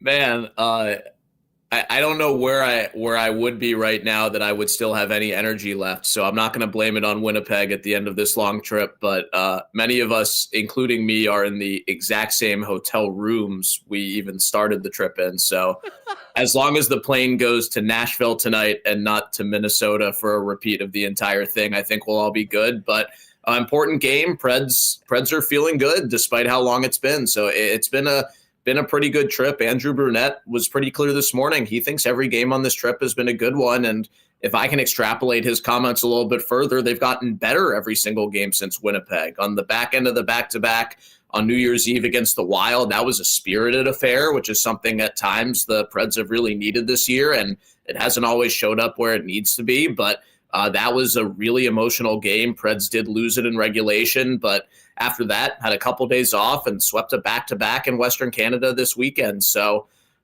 they've shown their stuff a little bit this trip, and things are looking a little bit better. But it's been quite a week and a half to be here twice. I still don't really understand why it wasn't back-to-back games. And, I mean, it's not like the Jets had something better schedule-wise. They went to Denver for a back-to-back. So, yeah, that's where we're at. Yeah, we would have loved to have actually had a little 2-day party with the team from Music City and not have to go to Denver the next day for New Year's Eve. But I don't know. I don't even want to get the numbers rolling through my head about what actually goes into this schedule. All I know is that you start out here on the way out west and you hit us here on the way back, and as predicted, a little chillier than it was the last time. But it's not a trip to Winnipeg in January if you don't get a little bit of that weather. We deal with it all like for the next 3 months. You can handle it for one day. These last two games, though, have been impressive. I watched the majority of the Canuck game on Friday, I believe it was, and then saw the Ryan O'Reilly show against the Flames on the weekend with that 4-1 win. I was sort of with you. I mean, I didn't think the team was, it's not like they didn't show up for that game. I thought Winnipeg was really good. Hellebuck was awesome. We saw them battle back in that Minnesota game, but this is a team that needs wins, and there's no other way around it. We kind of said that this team's kind of playing playoff hockey right now if they want to even have a chance of playing meaningful games in April. To get out on the road and to get a couple wins like that, what has that just done for the spirits around the team as this road trips continued and coming into tonight? Yeah, it's been great. They've come together in a lot of ways, which is what you really need to see from this team. And Andrew Brunette said, hey, it might not have happened in the beginning of the year, but we hope it's happening right now. And everybody's had their struggles at some point. Many of them were simultaneous struggles. And to see someone like Ryan O'Reilly who takes everything so personally, and I mean that in the most positive way possible. He is the first to absorb blame and the first to deflect praise, and he's been that way his entire career and his entire 2 years with the Preds. So for that all to fall on his shoulders, for him to get 2 power play goals on a game where he actually did not start the game on the top power play unit, which had been rare this season, but he snuck in there, he got a goal, and then he got another one, and then Steven Stamkos deferred to him on an empty netter. So O'Reilly does so much. He's an invaluable player. His tangibles and intangibles combine in a way that you simply can't quantify.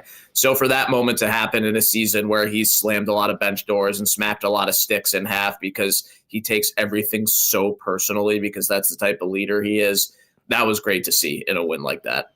How much more comfortable are the new guys from the start of the season now after, what was definitely a really challenging start? I think a lot of pressure on them because of the circumstances that are coming in and then the brutal start the team went through for the first few months. Yeah, much more so now. And I think I told you this last time I was on, but they had a lot of things in the preseason that slowed them down and kept them from getting where they wanted to be early in the year. And then once you struggle, it's hard to break out of that. They started 0-5, and they never got closer to 500 than 3-5 from there. So Marchessault has really settled in, and I think that's been really important. And Stamkos hasn't quite swung as up and down as Marchessault did early in the year. I think Marchessault's early low was lower than Stamkos's early low. And I think Stamkos, too, gets a little bit more grace since he had never changed NHL teams before.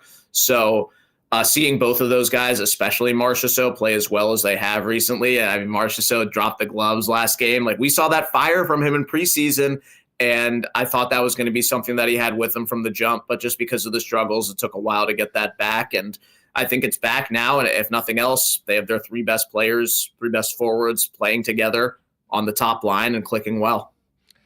Max Herz is with us, getting ready for Preds Jets tonight, 7 o'clock. It is a Beat the Winter Blues night. If you're going to the game, get there early. Free cooler bag for the first 7,500 fans in attendance. If I'm not mistaken, I was just going through the lines for tonight's game and thinking back to the lines for last week. Leroux was in. I don't think this Fedor Svechkov was. He's played 11 games this year, a young Russian, second year over in North America. Tell us about him, how he's fit in, what you've seen so far. This is not a guy that I think myself or many people around are familiar with. Yeah, he's a fun guy. He's fun to be around, and he's fun to watch play. And the last 2 games since he came back up, and his call-up actually was not related to Leroux's suspension. They had called up Ozzy Weisblatt to fill his spot. He came up because Tommy Novak was injured along the way on this trip. So when he's been up this year, he's been the third-line center. And in his initial stint of 9 games, they kind of had to hide him a little bit, especially defensively. And then the last 2 games, he hasn't missed a shift. He hasn't missed a rotation with his line. And that's been absolutely massive for a young guy. And they envision him long-term as a 2-way center. Andrew Brunette and the Preds front office have said many times, this is a guy who's going to play a long time in the NHL. But he's a 21-year-old first-round pick. Undersized. I mean, if you're going to the game tonight, watching the game, you'll see he's still pretty slim. He's going to add a lot of weight as he goes on. But he has offensive skill. He's fancy, but he's also defensively responsible.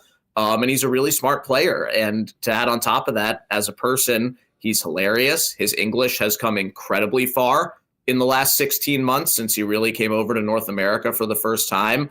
And I can't imagine that this year has been easy for him, too. He had 2 really good friends leave the organization, and Yaroslav Askarov and Igor Afanasyev, and he had fellow Russians with him for his first North American season. And Askarov obviously is on the Sharks now. Afanasyev went back to the KHL, and he's kind of had to go it solo, and I think it's benefited him because he's matured a lot. He's only been speaking English, and his sense of humor is off the charts. So I think he's a guy who is progressing exactly the way the Preds want, and we'll see how much he plays in the NHL the rest of this season. But this past week has been an incredible, very notable mark of progress.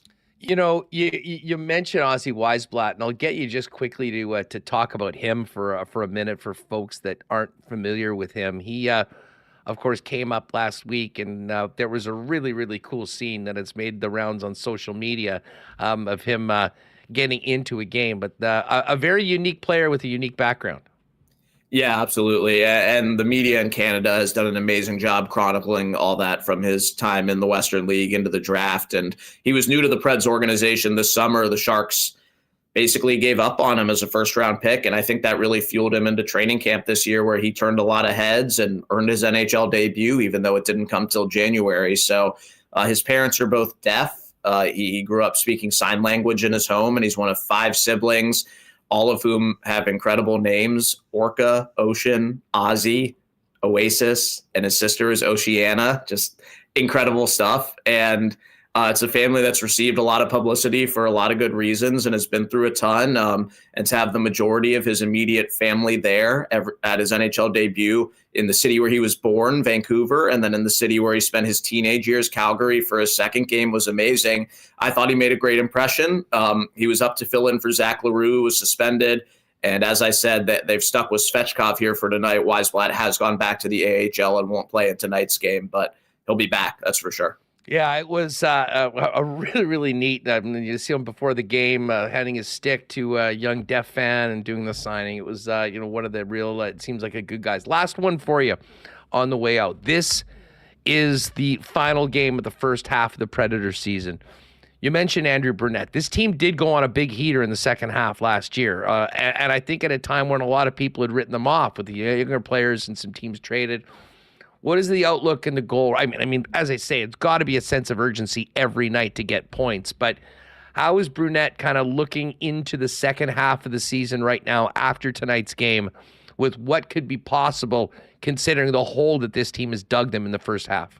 Yeah, I think they've been clear that they're going to play the game in front of them. And it maybe wasn't that way as much at the start of the season, but as they've struggled, it's been a really clear, let's play the game in front of us tonight. So I don't think anyone with the team is thinking that way. Obviously, I'm not going to shoot your question down because that's the cliche right there. But I think whatever the group looks like the rest of the season, I think they will get Andrew Brunette's best as their head coach, without a doubt. And we saw last year what that looks like down the stretch. And the last 2 years for the Preds, it's been great finishes. And 2 years ago, that was a different coach. But whatever group they have is going to play the system and play hard. And I think we've seen it as they've cycled the roster over here. A lot of guys have come up with things to prove. And when the Preds roster is filled with guys like that, they tend to be competitive in the history of the Nashville Predators over 26 years. So I think that's the most general expectation possible. We'll see what happens as they get closer to the trade deadline and where they sit in the standings. But I think whatever group goes out there in Preds gold every night, regardless of whether it's the last game of a 5-game trip in game 41, I think it's a group that's going to be out there to prove something. So I think on a bare minimum, that's what you can expect. And that's what the Preds identity should be and needs to be the rest of the way. Max, always great having you on the program. I'm sure that washing machine is ready for a workout once you get back from this extended road trip. But one more game to go, and then the halfway point to the season, and home sweet home for you. Might possibly see you at the end of February there in Music City, kind of working on that. Hopefully you can make that happen. All right. But in the meantime, we'll hopefully see you tonight. Have a great call, and thanks for joining us as always, and travel safe back home. Yeah, absolutely. Thanks, Max. There's Max Herz, one of the broadcasters for the Nashville Predators, joining us on Winnipeg Sports Talk. Again, tonight, 7 p.m., puck drop, Canada Life Center. Beat the Winter Blues night. Get there early if you're going. First 7,500 fans get a free Winnipeg Jets cooler bag to have some good times in the summer. We are going to, well, I'm sure we'll get to a little bit of hockey because our next guest is somewhat of a sports renaissance man, if you will, the one and only Zig Fracassi. Before we do that, though, let's raise one and give a big cheers to our friends over at Little Brown Jug.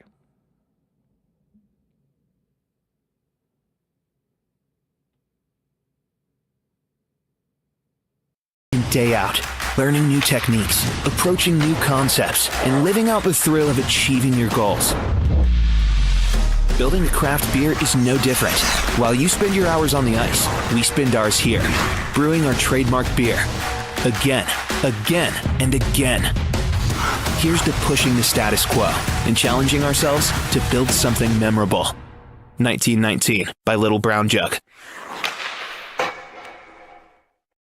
Yeah, you can pop by and have a Little Brown Jug tonight, say at somewhere like Boston Pizza Polo Park, and check out the game. Of course, Little Brown Jug now available at select BPs throughout Manitoba. But Boston Pizza is the place to be for all Winnipeg Jet games. If you're not able to have a ticket for the game or the team is on the road, pick a player contest at all Boston Pizzas. You can spin the wheel to get great PP food, swag from Royal Sports. And I think there still is time to try to get in that final grand prize draw for that trip to Boston to see the Jets and Bruins at the end of the month, along with deluxe hotel, airfare, and BP is going to hook you up with tickets to see the world champion Celtics at TD Garden the night before as well. When it's Jets hockey, make it Boston Pizza if you're not at the game. And if you're staying at home, you can always order online at bostonpizza.com. And speaking of Royal Sports, we get into 2025. Winnipeg Jet fans continue to head on down to Royal as their number one choice for Winnipeg Jets merchandise, whether it's jerseys with your favorite name and number of your favorite player, whether it's hats, hoodies, scarves, sweatsuits. They literally have it all. And an incredible selection of one-off, unique, only find them at Royal Winnipeg Jet hats that they did at the end of 2024 that are available right now. Unbelievable display. You got to see it to believe it, not to mention the number one hockey superstore in town for over 40 years. Royal Sports, 750 Pembina Highway. Pop down and see them in person, and make sure to follow them on Instagram at Royal Sports Winnipeg for the latest merchandise drops and sale information. We'll get to some fan feedback for fans first a little bit later on, but right now let's welcome in our pal, Zig Fracassi, SiriusXM NFL Radio, and big hockey guy as well. Zig, best of the new year to you, pal. Great to have you back on Winnipeg Sports Talk. How are you? Hustler Ram, I'm doing fabulous, my friend. Happy New Year to you and yours. Hey, just before we kind of dive into the National Football League, I know you're a big hockey guy. What have you thought about the Jets in this start, flirting with first place in the whole league at the halfway point of the season? Yeah, and I'm happy for Scotty Arneal. I got to know him a little bit when he was up in Buffalo, and really a good guy, and glad to see that he's succeeding. And, you know, the talent's already been there. Scheifele's been a cornerstone. Obviously, Hellebuck has been there. Morrissey, I think, is the most underrated defenseman in the NHL, and you got a finisher there in Connor. And, you know, watching the Bruins get waxed up there a few weeks ago, man, was that just an absolute destruction. But, yeah, they got everything going good, but you know as well as I do, man, once the playoffs roll around, it's a different story. But, yep, you know, go for it now, and if you can exercise those demons, maybe this is the year they make a run for it in the Western Conference. Well, that's the plan. I mean, they certainly have the talent. You got to get over that hump in the first round. And listen, there's no easy outs. I mean, you could be playing Dallas or Colorado or right? Minnesota. I mean, right? Nothing is guaranteed, but it has been a really fun season so far this year. And we're looking forward to this one team against tonight. I mean, the Predators, on the other hand, Zig. Yeah. Well, I mean, we raised the banner for them. Off-season champions. Yep. They got Stamkos. They got Marchessault. They got Shea. The expectations were so high, and they have to be, at this point, probably the most disappointing team in the NHL, although the talent is still in that room. Well, yeah, you already had, Yossi. He's a top 5 defenseman. Saros is a top flight goalie. I know they took care of him. Forsberg's already there. So you got to think, you already had 3 core players, and then you add 3 of those players. At least Stamkos obviously is going to be a Hall of Famer. Marchessault, I'm not sure. Shea, I'm not sure. But still, those are 3 quality ads. And Barry Trotz obviously wanted to make an imprint on this on his tenure now as the general manager after David Poile finally retired. So they have been a colossal disappointment. And you got to wonder what's really going on there. But you got to think, though, the veteran hands that are around there, maybe Nashville gets this fixed in time and can make a playoff run. But you're absolutely right, man. They have been one of the disappointments in the NHL this year. Zig, let's get to the National Football League. And before we talk about the 14 teams that are still remaining with the chance to win the Lombardi, the first couple days after Week 18 always involve a few pink slips. Yeah. I wasn't stunned that Jared Mayo was one and done. But, was he even in the hallway off the field yet before they put out the press release that he was fired? Oh my gosh! Is this a proactive strike, letting Mike Vrabel know that they want him to return back to New England? Well, Hustlerama, that seems to be the popular narrative because Vrabel, I guess, already got an interview with the Jets, and obviously there's still the great rivalry between the Patriots and the Jets. So maybe this was that preemptive strike, if you will. I've liked Gerard for a while. I remember interviewing him several times when he played. He was an outstanding linebacker, and I thought he did a nice job under Bill as a defensive coordinator. But in the end, let's face it, he wasn't exactly handed the early 90s Cowboys as a roster. And you're dealing also with, a young quarterback in May.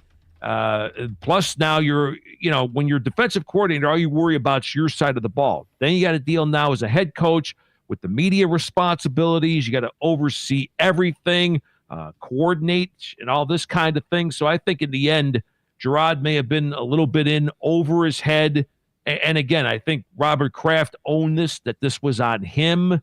So it'll be interesting now if it's Vrabel or whoever it is that goes in there. How are they going to work with Elliott Wolf? That remains to be seen. Is his job safe as if you want to call him GM of the Patriots? So it just has only been a few years, but it seems like it's been a decade and a half since the Patriots were the top dog in the NFL. Couple of other news. Doug Peterson's out in Jacksonville. That's no surprise. No. Tennessee, who's on the clock, as the number 1 pick after Gerard Mayo's final gift to the Patriots was to win in Week 18 and move them from the 1 to 4 spot. They fired their general manager, but Brian Callahan's staying on as the head coach. Yeah, after just 1 year. And Rand Carthon, of course, he's been an executive in the league for a while. Of course, everybody remembers his dad, the great fullback of his time, and Maurice Carthon. So they spent a boatload of money, too, in the offseason. I mean, they went after L'Jarius Sneed. They brought in Tony Pollard. They thought they upgraded a lot of different areas. But I think, it's amazing they haven't been able to hit on that quarterback. They really haven't had an effective one since Ryan Tannehill. I mean, they took a shot with Malik Willis. It didn't work there, but then he goes to Green Bay, gets some good coaching, and he actually played well in the limited time that he had this year. Will Levis, rocket arm coming out of Kentucky.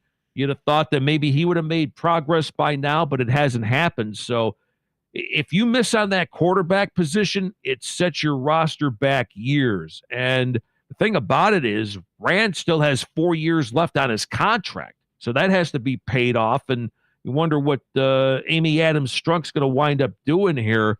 Brian Callahan's a heck of a coach. Of course, his dad's a legend, Bill Callahan, with the offensive line. They grossly underachieved. Now you got to wonder, does Tennessee wind up taking Shadur Sanders, Deion's kid, with the number 1 overall pick, or do they do a power play a la Eli Manning and the Giants some 20 years ago? That's going to be a storyline, I think, to be worth watching in the offseason. Yeah, I first of all don't know whether Shadur is elite NFL quality to begin with. I think there's some questions about that. Even more so that I wonder how people want, in the NFL, to deal with everything that comes along with him, fairly or unfairly, with the Dion show and the Sanders show. Although I guess he was wearing Giants cleats at a workout the other day. Yeah, right. Brian pretty clearly saying what they're looking to do. Cam Ward. I was going to say, not to interrupt you, Andrew, but yeah, this draft ain't great for quarterbacks. You've got basically Shadur and then obviously Cam Ward. I think you were just going to mention him from Miami. Those are the presumed number one picks. Now, there are going to be some people forced up there into the first round. I can imagine so, but this is not a great year at all. I think a kid that I would have liked to seen come out, but he's going to stay another year is Garrett Nussmeier from LSU, the son of longtime NFL coordinator Doug Nussmeier, who I think's got some really good opportunity to succeed in the National Football League. There's a lot of conjecture about Jalen Milroe from Alabama. To me, he's not a first-round pick at all. He's blown too hot and cold for my taste. A guy who intrigues me a little bit and played for Lane Kiffin, so some good offensive background. Keep your eye on Jackson Dart. This guy could wind up going higher than I think the draft Knicks would have. But again, this is a bad year for quarterbacks, at least for the first round. He should be drafted 1 or 2 rounds higher just because his name is Dart. I mean, is there a better name for a quarterback than Jackson Dart? Are you kidding me? Hey, Zig, incredibly disappointing year for the Bears. Yeah. They started off 4-2. Now, every team they beat was only a 1-win team, but we forget that. And then lost 10 in a row. Finally beat the Packers at the end of the season. They're looking for a coach. Ryan Poles said today that they will, I believe the quote, they will look at all avenues to find a coach, including potentially trading for a coach. Yep. Now, in the article, KOC, the Vikings head coach, is mentioned as someone that they might look at. I cannot see the Minnesota Vikings trading Kevin O'Connell to the Chicago Bears. And he said he wants to stay there. But there has been some speculation that after the rough season in San Francisco, that maybe Shanahan would be available. Is that just a fun thing to talk about, or do you think there's any reality to that? And just how do you see the Bears going for their head coaching spot, knowing that they had the big draft last year, the number 1 pick, Caleb Williams, the number 9 pick, Roman Zunier? There's a lot of talent in that room. Oh, there certainly is. And let's look at it, too. This wouldn't be the first time this has ever happened. I mean, you're going back to 1970, in fact, when, the Dolphins wind up trading for some guy named Shula. I guess that worked out pretty good for them.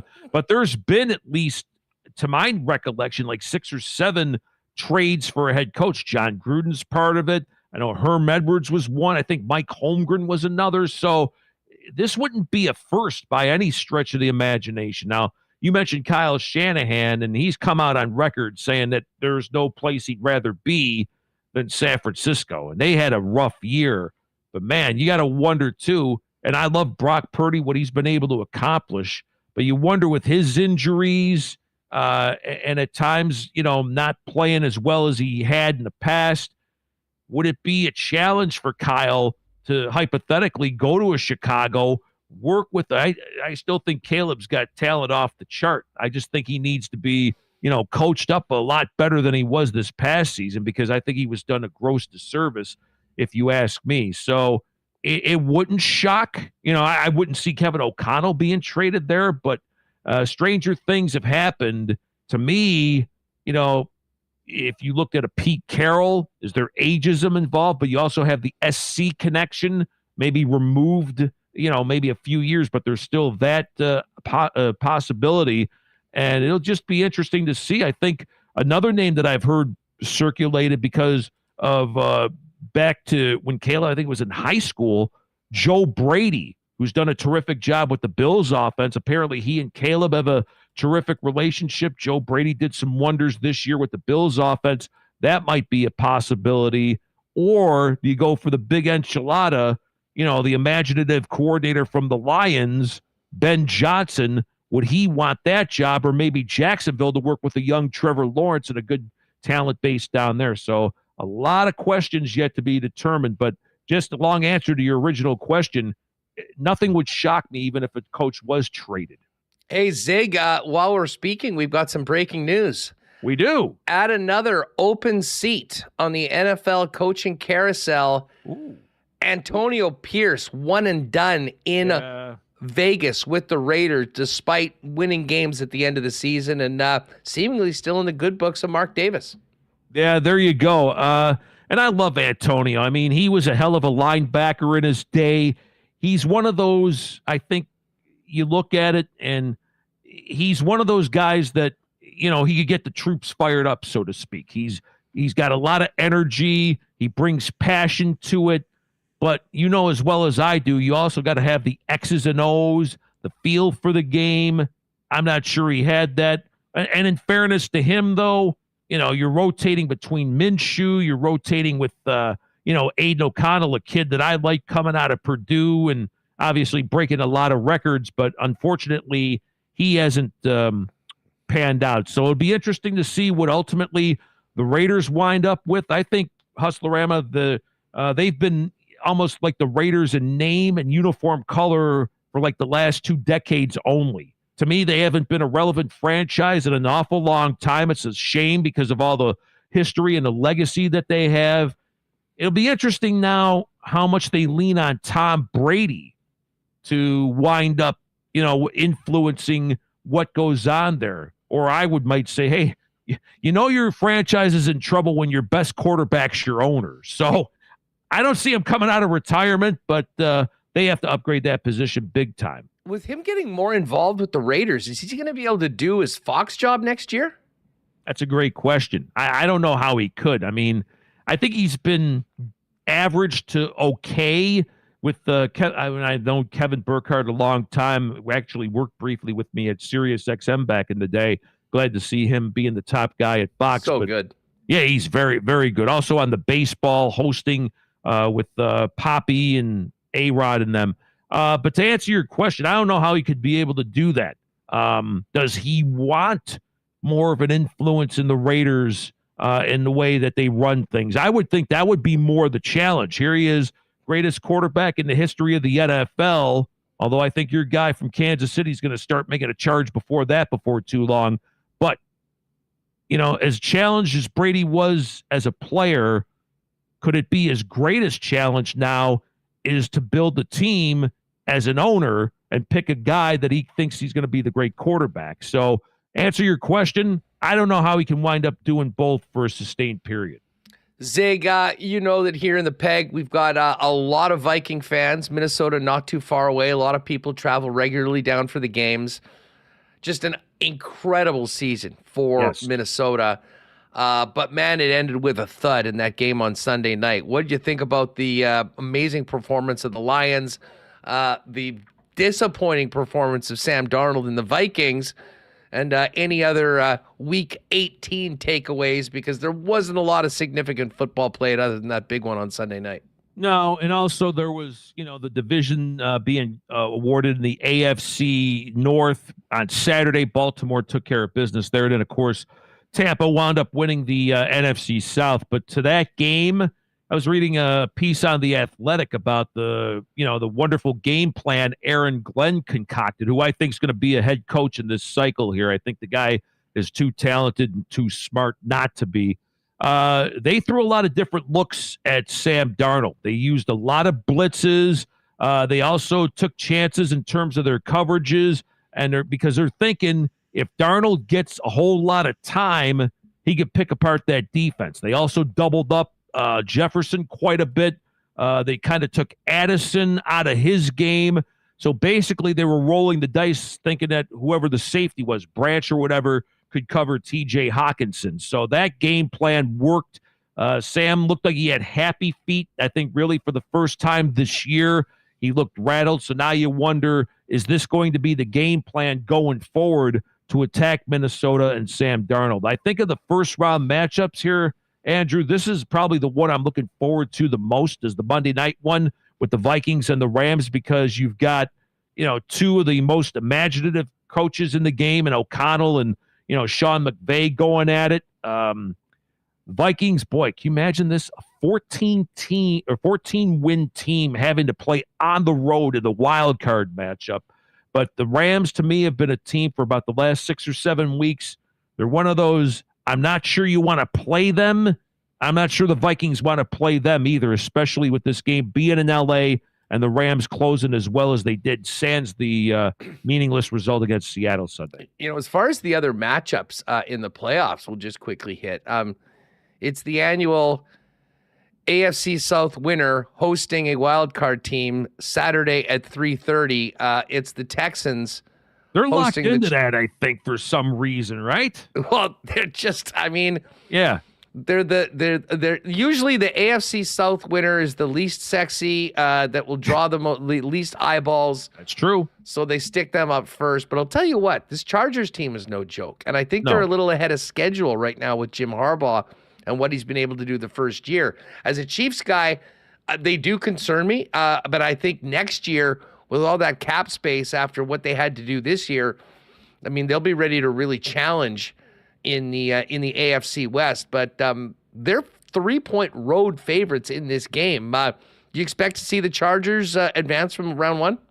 I probably would lean towards them. And it's been one of these years. I had Henry Toto on the postgame show, the outstanding linebacker on from the Texans, and this year's been a lot of growing pains for Houston because they succeeded so well the prior year. I even said before this year was going to start, Houston's going to go through some growing pains. And what I mean by that is, teams are going to take them more seriously because they won their division. You had to think in year number 2, Stroud would go through some hiccups, and certainly he has.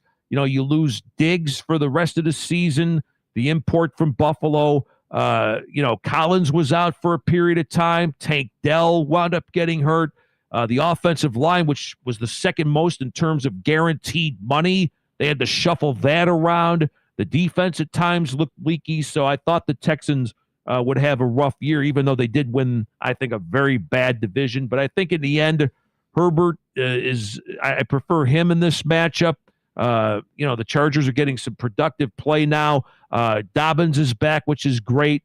I guess they brought in Zeke Elliott now. Maybe he winds up contributing a little bit here. I think their defense is a little bit better than Houston's. I would probably lean towards the Chargers. Now, later on Saturday in the night game, for my money, maybe the best rivalry in sports over the last 15, 20 years. Steelers, Ravens.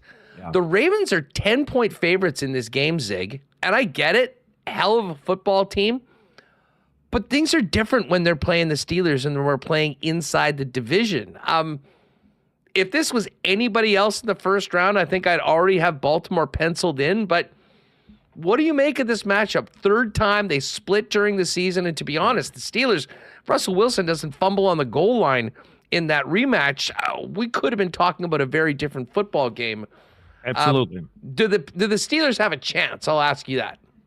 Well, anytime it's a division game and the rivalry that it is, you have a chance. But, let's face it, the last few weeks have been kind of a rough watch for the Steelers. There seems to be, again, no rhyme or reason to the pass game. Seems like Russ is just chucking up moon balls and try to get, a Mike Williams involved. Pickens, my gosh, she's been persona non grata. Seems like a little bit of a head case there. So, and you wonder about the inconsistencies with the ground game.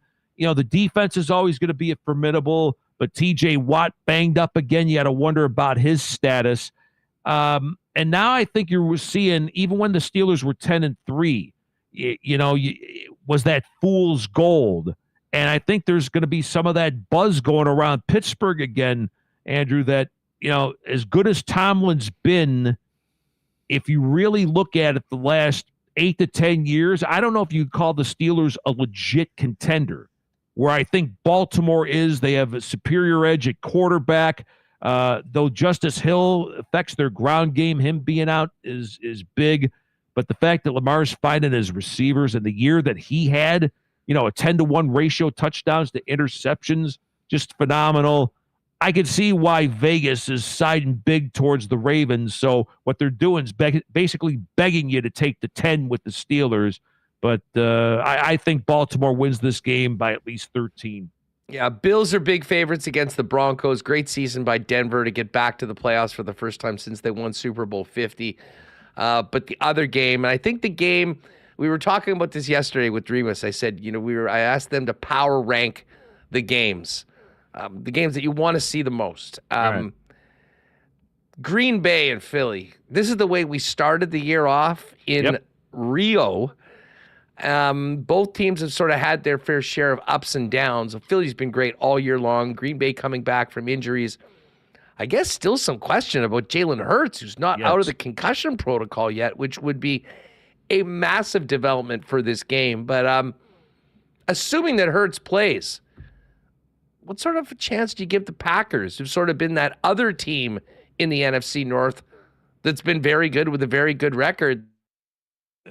Yeah, although it's amazing, huh? Third place in their division, they got 11 wins. I mean, it just goes to show you, how competitive that they've been here. So, Andrew, this one's going to be interesting. I really believe that. I think this is going to be where Watson from the Green Bay, he's unfortunately torn his ACL. That is a big development there, and that hurts their passing game big time. So I think in the absolute end, I'm probably going to lean towards Philadelphia, although you have to wonder when it's all said and done, if Hertz doesn't play, that is really a major concern. So I am going to go with the Green. I think the Packers have a chance to have an upset in this game. Thanks so much, Zig. Hustler is having some technical difficulties. Just texted me saying his internet conked out. So Zig, thank you so much for coming on. Great talking NFL. Love hearing you on SiriusXM NFL Network Radio as well. So enjoy. You got it, guy. Yeah, enjoy Super Wildcard Weekend. I hope to touch base with you soon. You got it. Take care. Take care. There he is, Zig Fracassi. Follow him on X at Zig Sports Voice. Hustler said, he's back. Here, let me load you. If you want to say hi. Zig, those takes were so hot it blew me. it blew out your internet. It blew me right off the grid today. Right off the grid. Hey, thanks again for doing this. Listen, I'm going to send a question to the chat right now. So on our way out, I will ask you our why not question of the day for not Autocorp at Waverly and McGillivray. Zig, what is your Super Bowl final matchup right now? We haven't started the playoffs. Who do you expect to come out of the AFC and NFC? You don't have to say who's going to win. If you want to, go for it. But to everyone in chat, this is your chance right now to be a genius. You can go back afterward and say, see, I told you so. Give me your Super Bowl matchup right now in the chat for the why not question of the day. Who's going to be in New Orleans, Zig? Your guys. For a third straight year. I want to see history. And people, Kansas City, are they the ugliest 15-2 team of all time? Maybe so, but I'd rather be ugly 15-2 than pretty 2-15. Okay, so or 9-8 like the Bengals, or 9-8, or the 10-win Seahawks, and they're out of the playoffs. That team's special, and I think the fact that it was Hollywood Brown, DeAndre Hopkins, DJ Humphries, guys like this hadn't won elsewhere. They're hungry to win. That keeps Mahomes and Kelsey and them, I think, all motivated. So that's why I'm looking for a chance at a three-peat. And out of the NFC, like I said earlier, I'm going to roll my dice here. They get by Minnesota on Monday night. I think the Rams can make a run at it. So I would say Chiefs and the Rams. Oh, wow. That's awesome. Well, the Rams would be listen, you could probably make some money with that prediction right now. But I'll tell you what, McVay, come playoff time with a healthy Stafford, Cooper Kupp, Puka Nacua, Kyron Williams, that team's no joke. And they can get off to a good start. They could be a very, very dangerous one squad. rush I would really like to see almost as an alternate. Two teams, a lot of years, Rust Belt teams haven't succeeded. I think Lions and Bills would be an awesome Super Bowl, too. That'd be like my 1A, I don't want to see that, but there's no doubt that I think would be the people's choice, and one of those teams would have to get the win. Zig, thanks so much for the chat, man. Always great stuff. Fill people in on where they can catch your on the air. Appreciate it, Hustlerama. Of course, got my updates 1 to 7 Eastern on our various platform of channels: NFL Radio, Mad Dog Sports Radio. That's Wednesday, Thursday, Friday. Also. With the Mad Dog on Channel 82 between 1:30 and 6:30 Eastern, Wednesday through Friday. And then this weekend, I'll be on after the Steelers-Ravens with former University of Washington quarterback and Super Bowl champion Isaiah Stanback until 2 a.m. Eastern. And then Sunday after Washington and Tampa, Phil Simms' son, former NFL and college quarterback Matt Simms, will join me again till 2 Eastern. SiriusXM NFL Radio Channel 88. Of course, the SiriusXM app. And you can always get me at Zig Sports Voice on X. Zig, you're the best. Thanks for doing this, pal. Hustler-Rama, you're the best, man. Thanks for having me. Good stuff. There is the one and only Zig Fracassi joining us. And this is a first. I have paid my internet bill. I can assure you that had nothing to do with being having an extra invoice or two. I don't know. That has not happened in months, and it happened once during the lock shop and once during today's show. So I don't know what to tell you other than it better not happen again tomorrow. All right, great stuff with Zig. Let's get to fan feedback brought to you by Fans First. Fans First, your number one spot for buying and reselling Winnipeg tickets. As a season ticket holder, actually I had a pair up today because I didn't realize, but I had my upper bowl and my lower bowl seats for tonight. So in situations like that, I always go to Fans First. And for the people buying the tickets, there's no fees. It's what you see is what you pay. Go to fansfirst.ca, click on the game, click on those seats, whatever you're purchasing, unlike StubHub or some of the other ones that have ridiculous fees after the fact. What you're looking at on Fans First is what you're getting charged, and people absolutely love that. We continue to get great feedback on Fans First on a daily basis. So I asked you all the matchup for the Super Bowl right now. BA has the Ravens winning it all.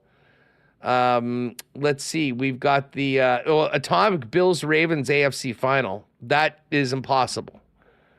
Well, I shouldn't say that. That is possible. In my mind, that's impossible because that would mean the Chiefs lose in the divisional round. But still, I don't think there's any possibility.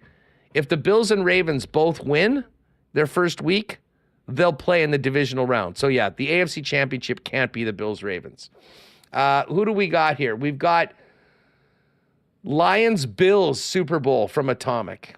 And I do understand that would be like if I take my rooting interest for the Chiefs out, that would be amazing.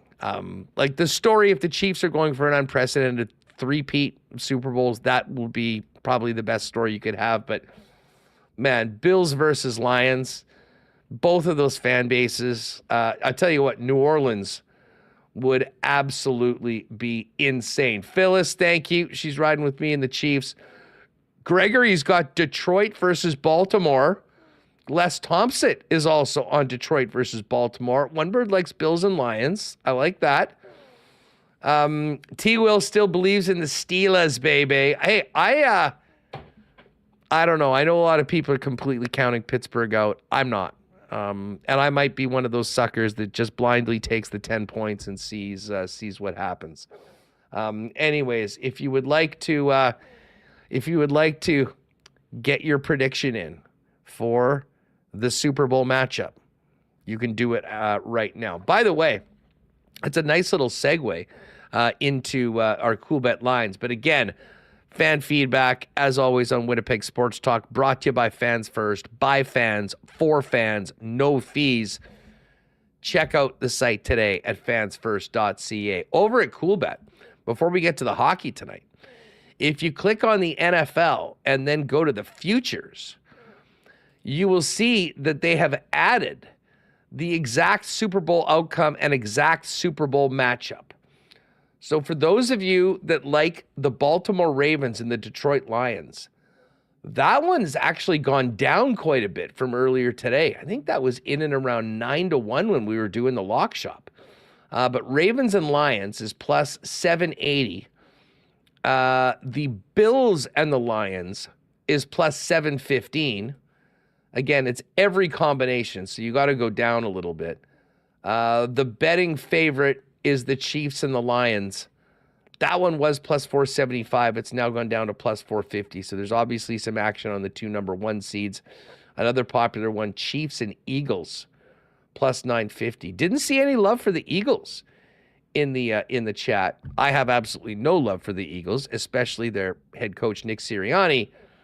But things will change very quickly on the odds board if Jalen Herz, for some reason, is unavailable, still in concussion protocol yesterday.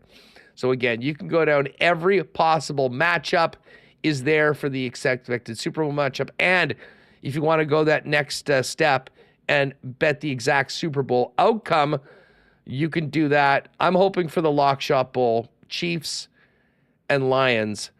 And the exact matchup for the Chiefs to beat the Lions is 10-1. I'll probably have a little sprinkle on that. Super Bowl MVP odds. Oh, and here's something I was talking about today. Oh, just a little tip from me to you, courtesy of the Lock Shop. So the Super Bowl MVP awards, 3 co-favorites. Mahomes, 5-1. Josh Allen, 5-1. Jared Goff, 5-1. And Lamar Jackson, plus 850. Well, get your thoughts on this, Remo. It's hard for me to imagine the Chiefs winning the Super Bowl and Mahomes not winning the Super Bowl MVP. The Chiefs are plus 330 to win the Super Bowl. Well, Mahomes is 5-1. So if you are betting the Chiefs to win the Super Bowl, I would almost suggest splitting your bet between the Chiefs to win, but then the other side of it being Patrick Mahomes to win the Super Bowl. Highly likely that both of those will happen if the Chiefs win. Now, with the Bills, on the other hand, I completely agree. Like, I can't imagine Josh Allen winning Super Bowl MVP and the Bills not winning the Super Bowl. Well, Josh Allen's 5-1 for Super Bowl MVP, but the Bills are plus 575 to win the Super Bowl. So even if you like Josh Allen to be the Super Bowl MVP, I think you're better off putting the money on the Bills, all of it, to win the Super Bowl, as opposed to making that MVP bet, because, Remis, I'm sure you'd agree, highly unlikely that Allen wins the Super Bowl MVP at 5-1 if the Bills don't win the whole thing at plus 575. Yes, I would agree. I would agree with you there. So even when the quarterback, like even when Mahomes plays bad, they give him the MVP anyways. It's very hard for a quarterback to not win. Yeah, all of his terrible Super Bowl performance, all of his terrible Super Bowl winning games. Yeah, long list of that. Didn't he have one? Well, he had the terrible losing ones. I do remember that. So, well, there was only one that was against the Bucs, and if you recall, their line. I mean, he ran more in that game than any quarterback had ever ran. Yes, in measured, like he was running for his life the entire time. So that was unfortunate. But the other interesting one is Lamar at plus 850, and the Ravens at 6-1. Like, that's another one. If you think the Ravens are going to win the Super Bowl, say you were going to bet $100 on them, I would probably split that between 50 on the Ravens to win and 50 on Lamar at plus 850. Just the one that doesn't make sense to me is Josh Allen, because he's not going to win it if they don't win the Super Bowl, and his MVP number is less than what it is for the Bills to win the whole thing. So Super Bowl winners up. Detroit's the favorite, plus 315. Kansas City plus 330, Bills plus 575, Ravens 6-1, Eagles plus 750. Those are your kind of consensus top 5.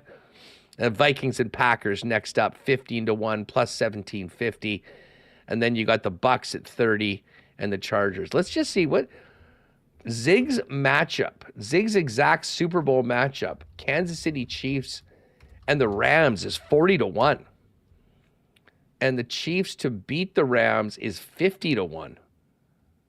Maybe I'll have to show respect to Zig and throw that out. Anyways, let's get to the NHL lines. We got a big night tonight. You can check out the NFL lines, and no real movement on the game so far.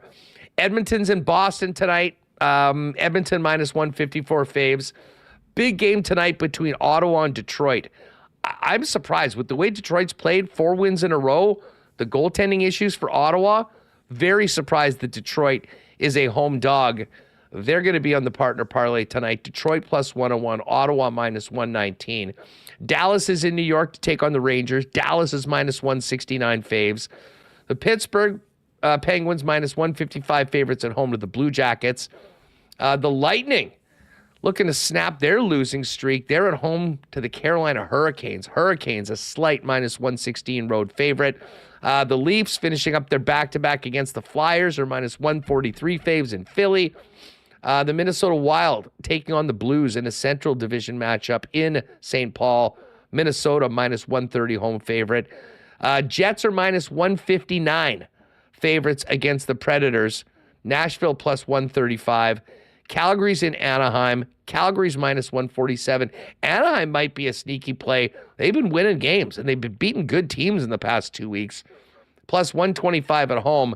And the Vegas Golden Knights -254 favorites against the San Jose Sharks. What anything pop out to you, Reem, when you look at the board for the hockey tonight? Yeah, it's funny. I was listening to SiriusXM, and everyone has seemed to be taking notice about the California teams, Anaheim and San Jose, who've been pretty bad the last couple of years and given teams trouble. Not as an easy out as it used to be. LA having a nice season. We'll be seeing them here this weekend. I think there's going to be a lot of fireworks in this Pittsburgh-Columbus game. Seem to have a lot of goals when they meet.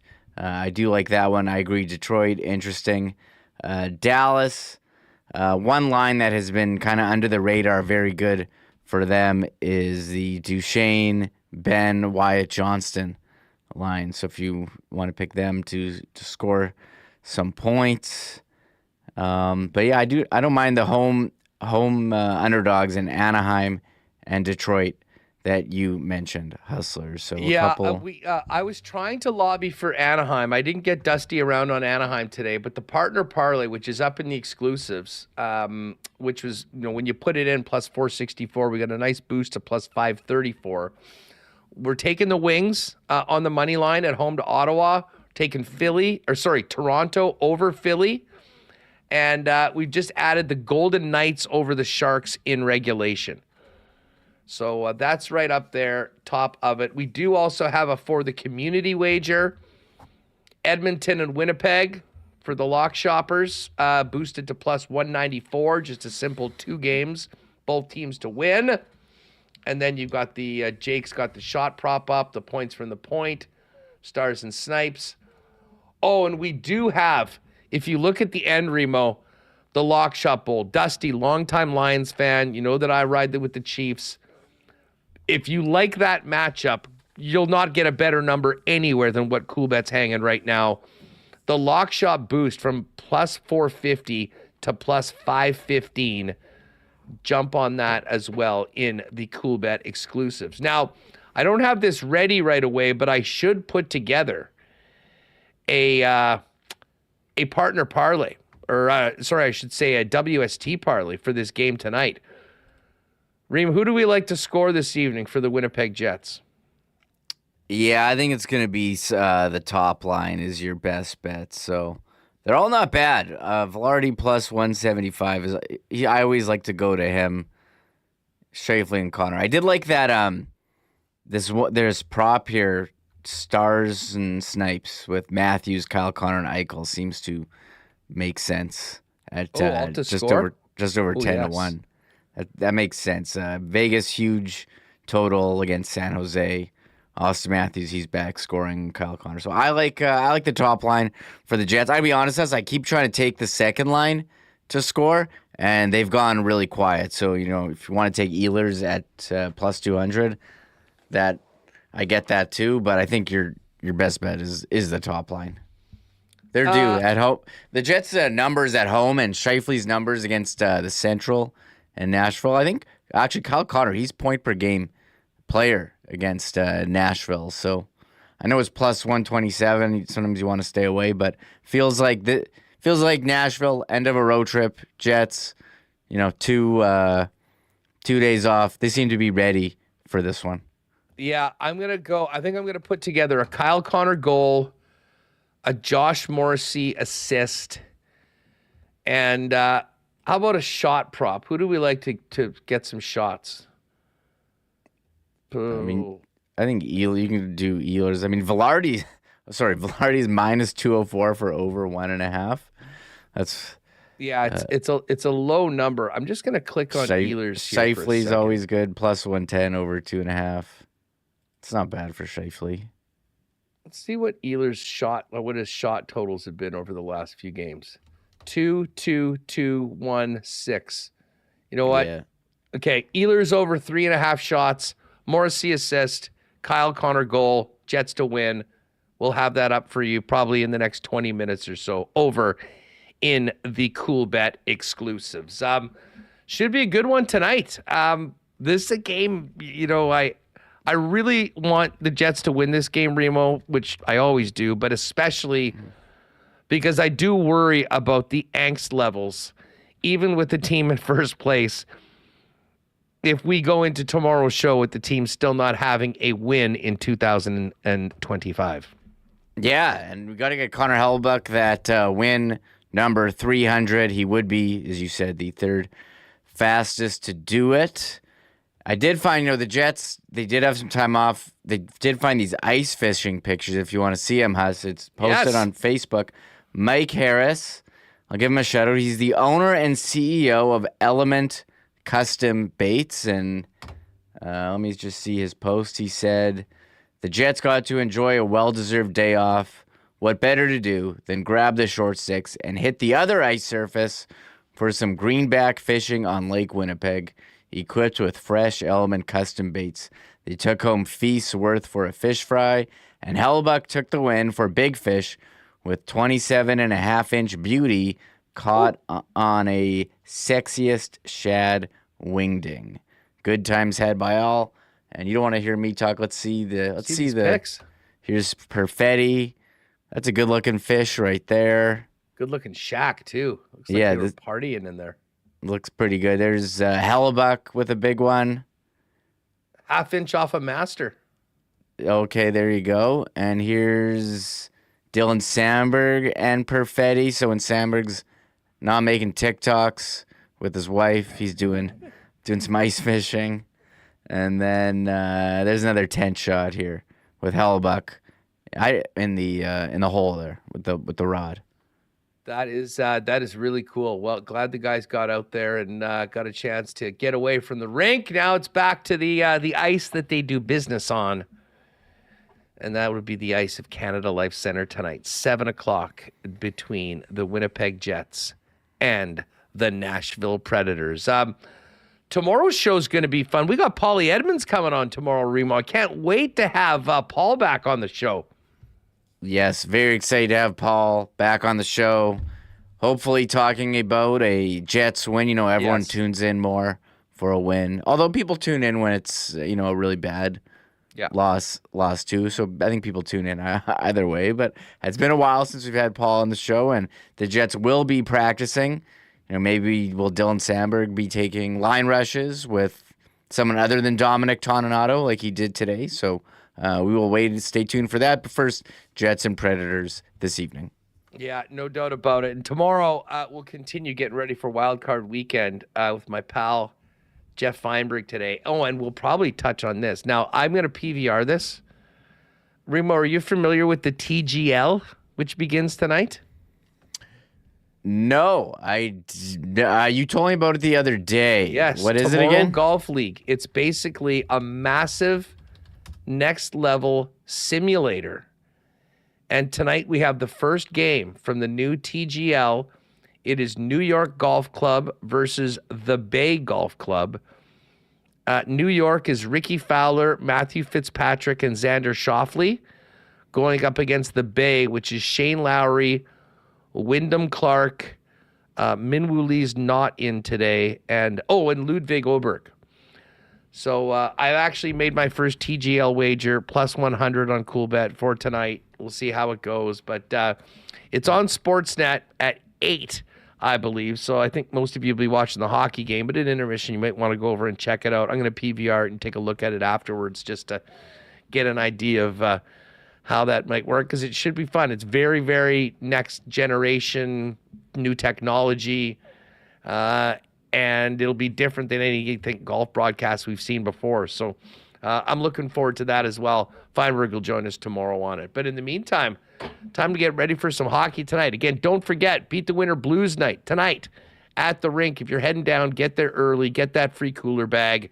And otherwise, stay warm, have a great night, enjoy the game, and join us tomorrow live at 1 on YouTube if you're able to, and of course later on in the afternoon in your podcast feed. Huge thanks to the sponsors that make the show happen each and every day, and great to have our pal Zig Fracassi, Max Herz of the Predators broadcast, and Hammer Time with Jeff Hamilton from the Winnipeg Free Press. That's going to do it for us, gang. For Michael Remis, I'm Andrew Paterson. Have a great night. Go Jets, go, and we'll see you tomorrow on WST. Oh, my God! Oh! Shut it down! Let's go home! Thanks for tuning in to Winnipeg Sports Talk Daily. Make sure to subscribe on YouTube and your favorite podcast feed at winnipegsportstalk.com.